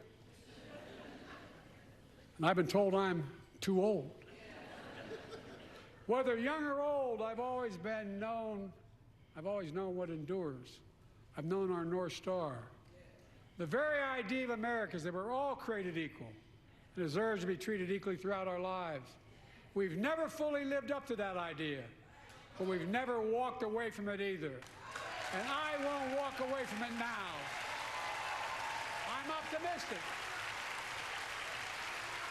I really am. I'm optimistic, Nancy. This is definitely more campaign speechy. Also, there's some Republican House member with a walking stick who's right in the camera view, and he's screwing up all their camera shots. It's how old are our ideas. Hate, anger, revenge, retribution are the oldest of ideas. But you can't lead America with ancient ideas. They're only trying take us to back. tighten it to avoid You need America, the the land shots. of possibilities. You need a vision for the future and what can and should be done. Tonight you've heard mine. I see a future where defending democracy, you don't diminish it. I see a future where we restore the right to choose and protect our freedoms, not take them away. I see a future where the middle class finally has a fair shot and the wealthy have to pay their fair share in taxes. I see a future where we save the planet from the climate crisis and our country from gun violence. Above all, I see a future for all Americans. I see a country for all Americans. And I will always be president for all Americans because I believe in America. I believe in you, the American people. You're the reason we've never been more optimistic about our future than I am now. So let's build the future together. Let's remember who we are. We are the United States of America. And there is nothing. There he is with his walking stick again. When we act together. God bless you all, and may God protect our troops. Thank you, thank you, thank you. I knew he was heading towards the end. That's a wrap. So that's, I think, 64 minutes.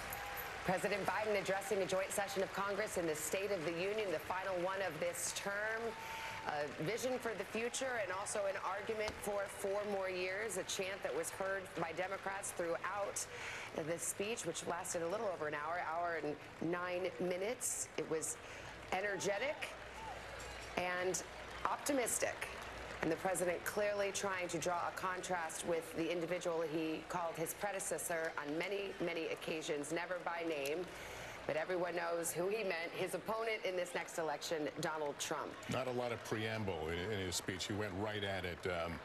First talking about freedom and democracy under attack, talking about January 6th, the lies he says that pose a threat to U.S. democracy. Here shortly we'll have the Republican response. January 6th lies. I didn't hear who's and he says you can't love your country only when you lose.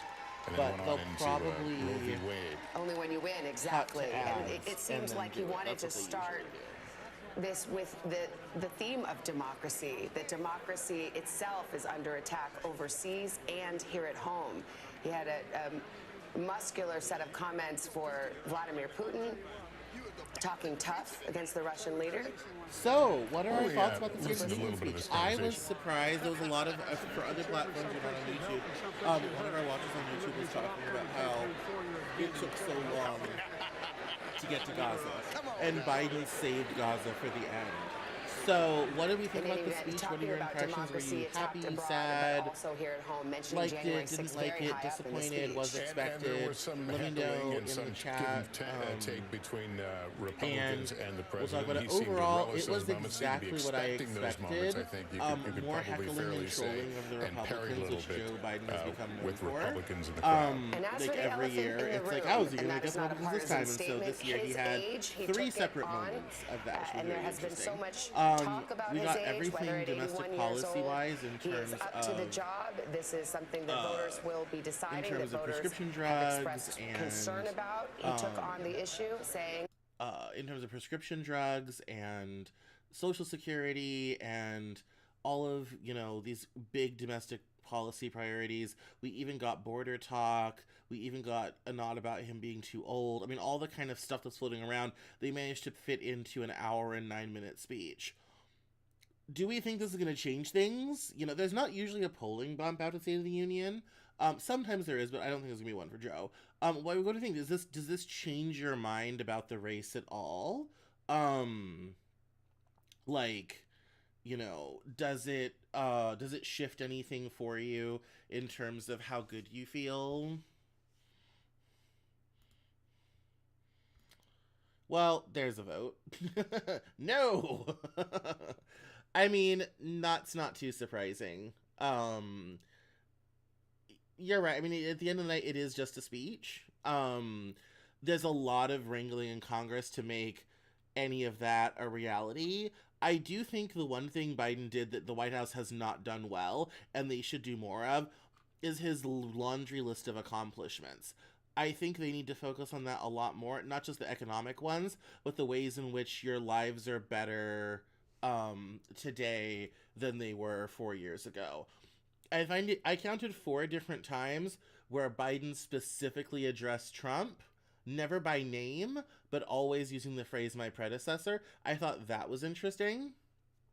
I also thought it was rather interesting how he drew sharp contrasts of we didn't have this before, or we had this before, and we don't have this now. I think the only thing that I think is a bit odd about this is this was a very campaigny speech, especially towards the end. This was less about addressing Congress and State of the Union and more addressing the nation and also Donald Trump, which I think is very interesting.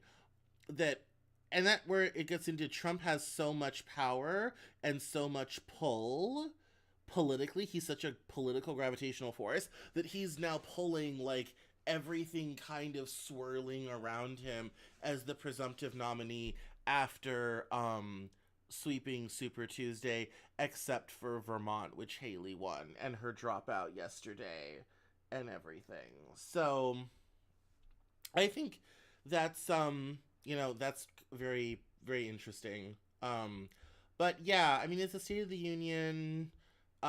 It's not usually a campaign speech. This was very much a campaign speech. It doesn't usually change too many people's minds, but it is interesting to kind of see where the president is at from a priorities perspective. I'm definitely interested to see what Trump-approved boilerplate is going to be the Republican response. That's Senator Hirono of Hawaii in the foreground there. Now everyone's filing out, off the floor, out of the galleries. They're all going to end up back in... I mean... So there's that situation. Now, pulling out 30,000 feet, nobody wanted a Trump-Biden rematch for 2024. I mean, Biden's an incumbent. He could have not run, all this type of thing, sort of thing. But, like, nobody, I think, really wanted Trump back, even many Republicans. And so now we're in a 2020 rematch. We're going to do it again. And... it feels bad, man. All I hope is that we survive until 2028 so we can have not Biden and not Trump running for president. Like, that would be a relief. If I never have to say Donald Trump in a political context ever again, I would be very happy. And Joe's great, but I would love to never have to talk about Joe Biden ever again either. So, yeah. Yeah, no, new people, new fresh faces. On the Democrat side, we already see some people jockeying for position. Gavin Newsom, Gretchen Whitmer, people like that. So all I would say is if you want to have the privilege of voting for not Biden and not Trump in 24 or in 28, don't vote for Biden in 24.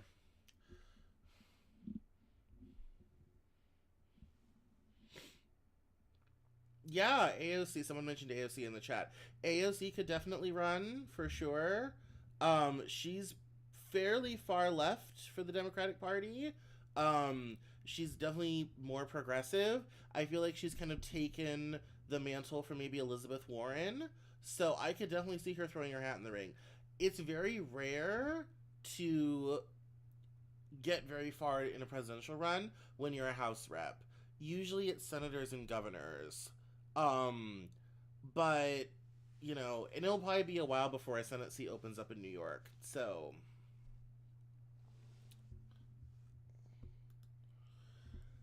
no, that's 100.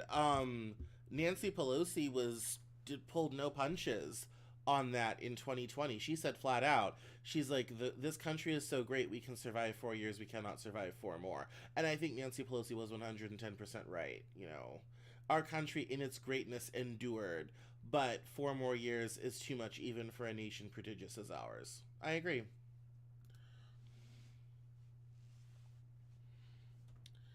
I don't know why we're continuing to do floor stuff of Joe. I'm waiting for the Republican response. It's late. It's 10:30 here on the East Coast.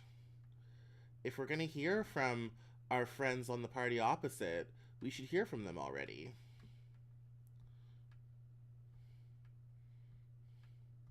And don't worry if you're not hearing any sound from the feed because I've muted it, but we can go back in. The president didn't even acknowledge that that protest was taking place. So he was clearly prepared for any sort of disruption in the cadence of his speech. It never seemed to throw him off at any stage, and he seemed to enjoy it. He seemed to enjoy engaging with Republicans at different points in the speech and trying to get across the point that he was attempting to make. So I don't think there's any doubt that a lot of us felt a level of tension before the speech started. But you're here for my commentary, so at concerns least like we need over to how hear the speech could be theirs. interrupted. Those tensions. But we're just waiting on the Republican response right now. I'm very old-fashioned. I like to watch the Republican response. I believe in hearing both sides.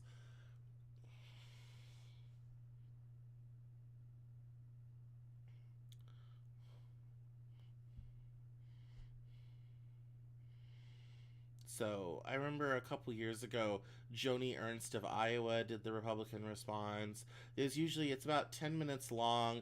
It's usually at an off-site location, and it's usually an up-and-comer in the Republican Party. Unless they're not doing one because of Trump, although Trump would have loved that opportunity.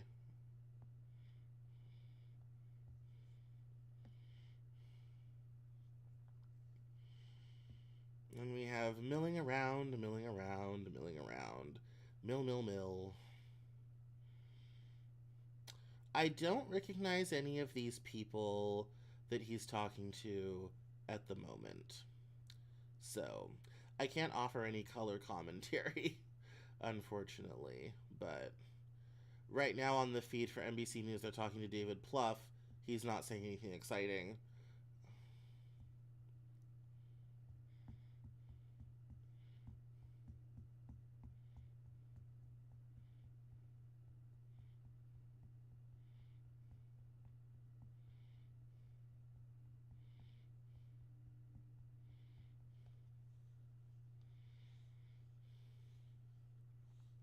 State of the Union speeches are one of the few times when we have all three branches of government under one roof.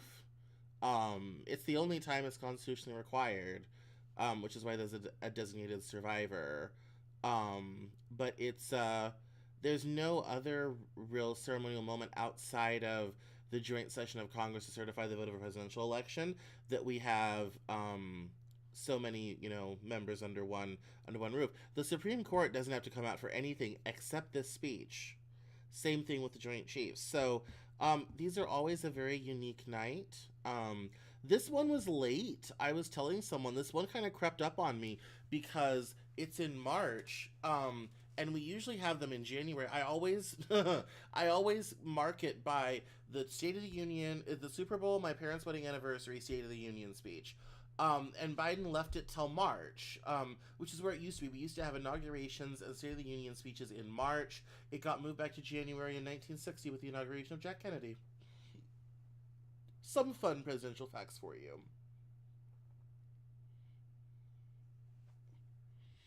Open this temporary pier in Gaza so that large shipments of aid could be brought to the people of Gaza. That is expected to be a process that is going to take several weeks to construct and could take several months to get up and running properly. But it will bring much more relief to the 2.3 million people of Gaza. Right now, very little aid is getting in because Israel has sealed Gaza off as it continues to conduct its military campaign to drive Hamas from power and free hostages. And some of the aid that is going in now is being airdropped. And I was on one of those airdrops earlier today. That's why I'm in Jordan. The airdrops are being orchestrated from the Hashemite Kingdom of Jordan. And I saw how useful those airdrops are on one level because at least they're able to get something to Gaza, but it is not nearly enough. A sea lift would be far more effective, but people here in the region are wondering, is there going to be a long-term solution as well? Can the U.S. push its ally, Israel, to come to a ceasefire? All right. Richard Engel, thank you. We are awaiting the president's exit from the chamber where he's just delivered his State of the Union address. And a few moments after that, we will hear from the Republicans, the official response given by Senator Katie Britt of Alabama. That is forthcoming. I want to turn to our senior legal correspondent, Laura Jarrett, who's watching along with us. And what an extraordinary moment tonight between the president and the members of the Supreme Court who were there in the audience. Laura, this was an ad-libbed moment when he was talking about the decision, their decision to overturn Roe v. Wade. And he said, in that decision, you question whether, you state that women have political power, and he said to the justices, you're about to find out how much. That was a moment. A striking one, Savannah, as that a direct confrontation with the Supreme Court sitting right there. Obviously, it's a court that has a solid conservative majority, thanks to former President Donald Trump, his predecessor. And Joe Biden went right at them on probably the most controversial decision over the last generation, which of course is the overturning of Roe versus Wade and Dobbs. And he's quoting their own language from the Dobbs decision back to them. But then, as you mentioned, ad-libbing a much more pointed and frankly aggressive comment about the political backlash that we have seen from Dobbs. And it's a theme, I think, that we saw him do so early in the speech. It was only a couple minutes in that the whole issue of abortion and reproductive freedom and IVF, which obviously has sort of dominated the news cycle over the last month, to do it so early in the speech was obviously a choice and a signaling of priorities. And he wants to make the connection from the fall of Roe to the jeopardizing of IVF that we've seen in Alabama so pointedly, and that the nation has had such a visceral reaction to, Savannah. All right, Laura, thank you. All right, we want to bring in our chief White House correspondent, Peter Alexander. Peter, we continue to watch the president, who continues to shake hands and talk. He obviously enjoys the give and take here. What are you hearing from within the White House circle in terms of their review of how he did tonight? You know, Lester, I could hear it for myself standing outside the West Wing. There was cheering and applause as the president was speaking. Tonight, the White House feels very good about where they are right now and where they are going in the weeks ahead, with the president set to have an aggressive schedule of campaigning, as it's described to me, beginning tomorrow with travel to Pennsylvania. He'll head out of town again this weekend to Georgia, and he's going to be on the road a lot over the course of the next several weeks. Lester, one moment that I heard while you were speaking to the audience with all of our colleagues just moments ago from the Democrat Jerry Nadler to the president. As Nadler greeted President Biden, he said, no one's going to call you cognitively impaired.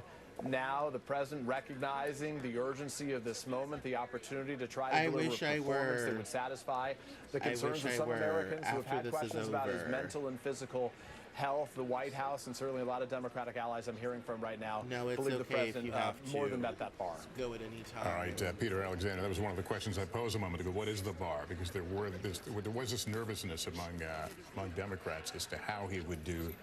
It's been the elephant in the room, frankly. But he obviously feels he did well as he takes his time. You can almost hear the collective exhale and I dare say almost glee from the Democrats that were in the building to see that punch and that feistiness in this speech. In just a moment, we'll be back and we will have the Republican response to President Biden's State of the Union address delivered by the 42-year-old senator from Alabama, Katie Britt. That's coming up after these messages.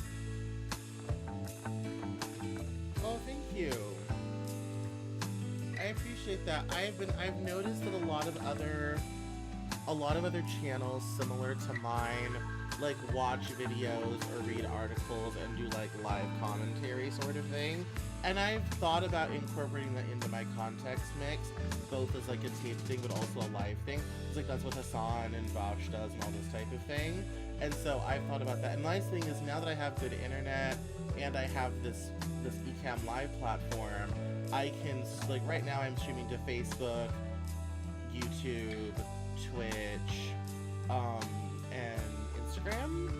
So there's a lot of options. So I could definitely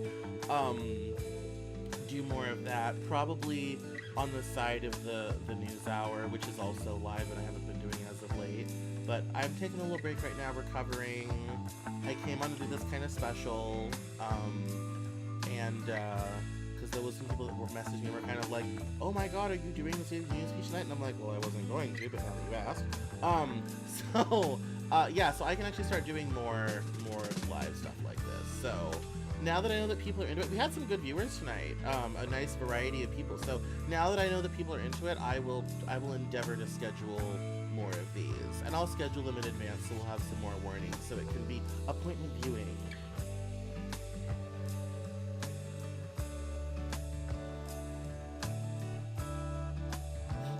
For not properly getting the moose he killed.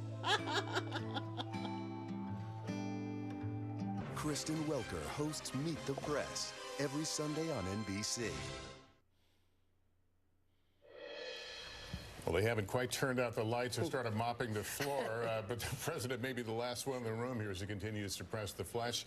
Welcome back to our coverage of the president's State of the Union address. Yes, and we await any moment now Alabama Senator Katie Britt, who will deliver the Republican response.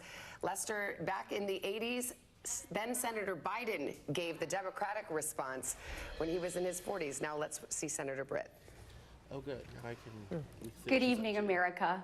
My at home name in is her Katie kitchen. Britt, and I have the honor of serving the people of the great state of Alabama in the United States Senate. However, that's not the job that matters most. Treatment, ma'am. I am a proud wife and mom of 2 school-aged kids. My daughter Bennett and my son Ridgway are why I ran for the Senate. I'm worried about their future and the future of children in every corner of our nation. And that's why I invited you into our home tonight. Like so many families across America, my husband Wesley and I just watched President Biden's State of the Union address from our living room. And what we saw was the performance of a permanent politician who has actually been in office for longer than I've been alive. One thing was quite clear, though. President Biden just doesn't get it. He's out of touch. Under his administration, families are worse off, our communities are less safe, and our country is less secure. I just wish he understood what real families are facing around kitchen tables just like this one. You know, this is where our family has tough conversations. It's where we make hard decisions. It's where we share the good, the bad, and the ugly of our days. It's where we laugh together, and it's where we hold each other's hands and pray for God's guidance. And many nights, to be honest, it's where Wesley and I worry. I know we're not alone. And so tonight, the American family needs to have a tough conversation, because the truth is, we're all worried about the future of our nation. The country we know and love seems to be slipping away, and it feels like the next generation will have fewer opportunities and less freedoms than we did. I worry my own children may not even get a shot at living their American dreams. My American dream allowed me, the daughter of 2 small business owners from rural Enterprise, Alabama, to be elected to the United States Senate at the age of 40.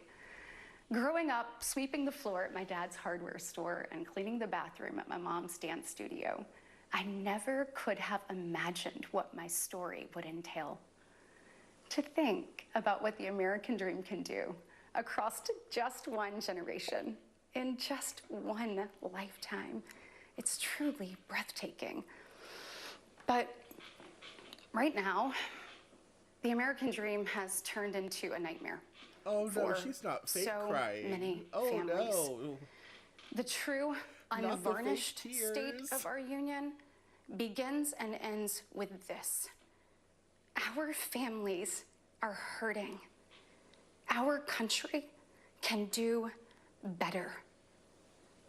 And you don't have to look any further than the crisis at our southern Ma'am, border. I couldn't agree with you more, but your see party it. has no policies to solve President any of these Biden problems. inherited the most secure Like, love the border energy, of but where are all your time. policies? You have no policies. But minutes after taking office, he suspended all deportations, he halted construction of the border wall, and he announced a plan to give amnesty to millions. We know that President Biden didn't just create this border crisis, he invited it with 94 executive actions in his first 100 days. When I took office, I took a different approach. I traveled to the Del Rio sector of Texas. That's where I spoke to a woman who shared her story with me. She had been sex trafficked by the cartels starting at the age of 12. She told me not just that she was raped every day, but how many times a day she was raped. The cartels put her on a mattress in a shoebox of a room, and they sent men through that door over and over again for hours and hours on end. We wouldn't be okay with this happening in a third world country. This is the United States of America, and it is past time, in my opinion, that we start acting like it. President Biden's border policies are a disgrace. This crisis is despicable. And the truth I is, can tell it by is her almost tone, if you entirely work at Starbucks, don't preventable. screw up her coffee order, because she will come for you. From fentanyl I can just tell. poisonings She's a Karen. to horrific murders. There are empty chairs tonight at kitchen tables just like this one because of President Biden's senseless border policies. Just think about Laken Riley.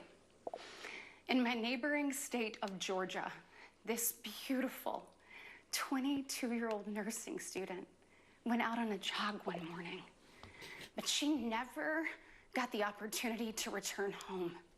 She was brutally murdered by one of the millions of illegal border crossers President Biden chose to release into our homeland.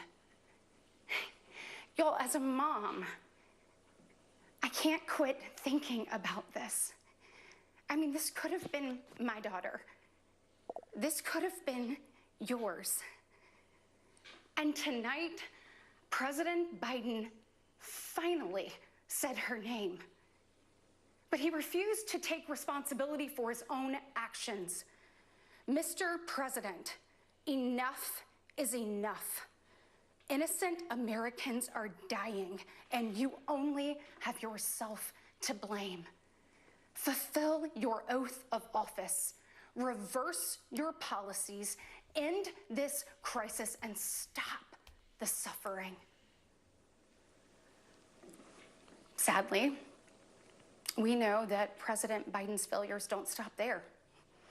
His reckless spending dug our economy into a hole and sent the cost of living through the roof. We have the worst Biden did not inflation dig the economy in into a 40 hole. years. That was and your the guy. highest credit card debt in our nation's history. Let that sink in. Hardworking families are struggling to make ends meet today.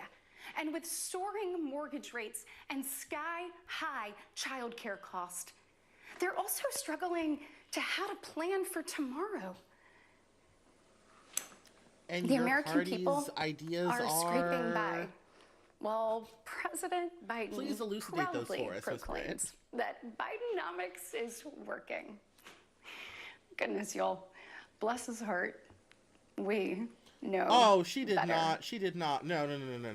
I'll She did never not forget play the bless his stopping heart at a gas game. station in Chilton County. I'm one a Southerner. evening. I'm offended. The I'm gentleman offended. working the counter told me that after retiring, he had to pick up a job in his 70s so that he didn't have to choose between going hungry or going without his medication. He said, I did everything right. I did everything I was told to do. I worked hard, I saved, I was responsible. He's not alone. I hear similar concerns from fellow parents, whether I am walking with my friends or whether I'm at my kids' games. She does sound like she's on the mean streets of Fresno. Let's be honest. My father's from Alabama, and that's not how they talk down there, just FYI. Like, I clean up my accent because I work in broadcasting, but yeah, it came out there for a minute because I'm offended. She did not play the whole bless Biden's heart game. Like, oh, honey, bless your heart for giving this little speech. You know, did you make sure you put the kids to bed before you did this? What he tells you, our communities are not safer. For years, the left has coddled And by the way, who chose that criminals tile? That yellow's ugly. and defunded the police, all while letting repeat offenders walk free. The result is tragic, but foreseeable. From our small towns to America's most iconic city streets, life is getting more and more dangerous. And unfortunately, President Biden's weakness isn't just hurting families here at home. He is making us a punchline on the world stage. Look, where I'm from, your word is your bond.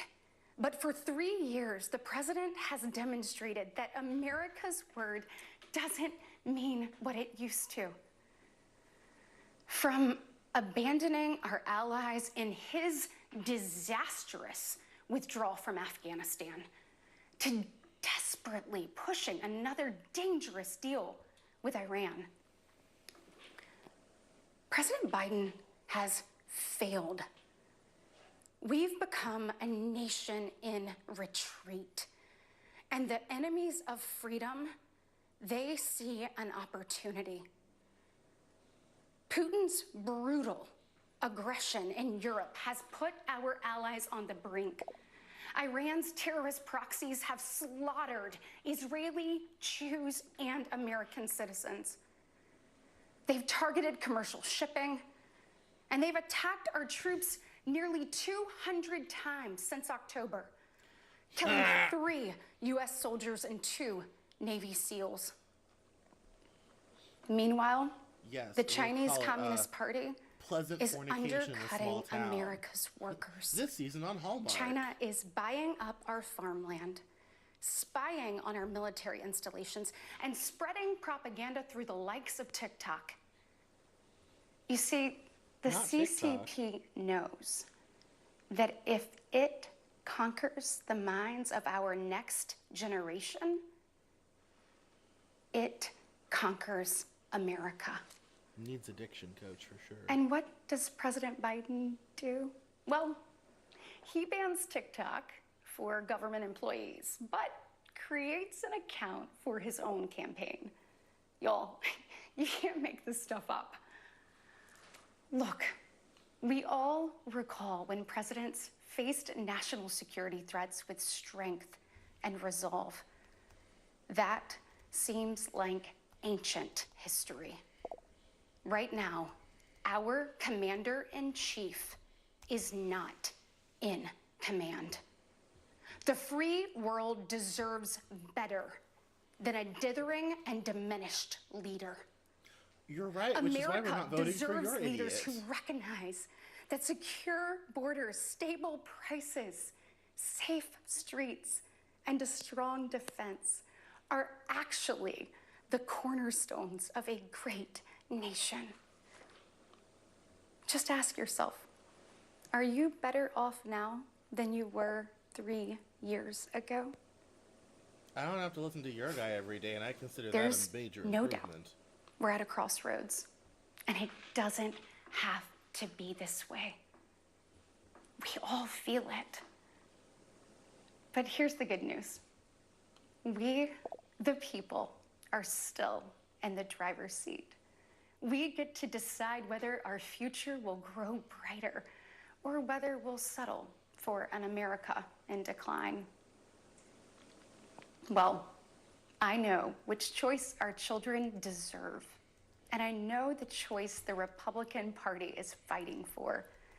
We are the party of hard-working parents and families, And we want to give you and your children the opportunities to thrive.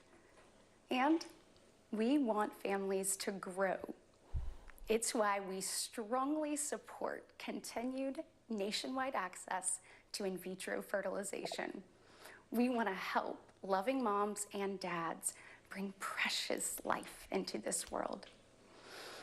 Wesley and I believe there is no greater blessing in life than our children. And that's why tonight, I want to make a direct appeal to the parents out there, and in particular, to my fellow moms, many of whom I know will be up, tossing and turning at 2 a.m., wondering how you're going to be in 3 places at once and then somehow still get dinner on the table. First of all, we see you, we hear you, and we stand with you. I know you're frustrated.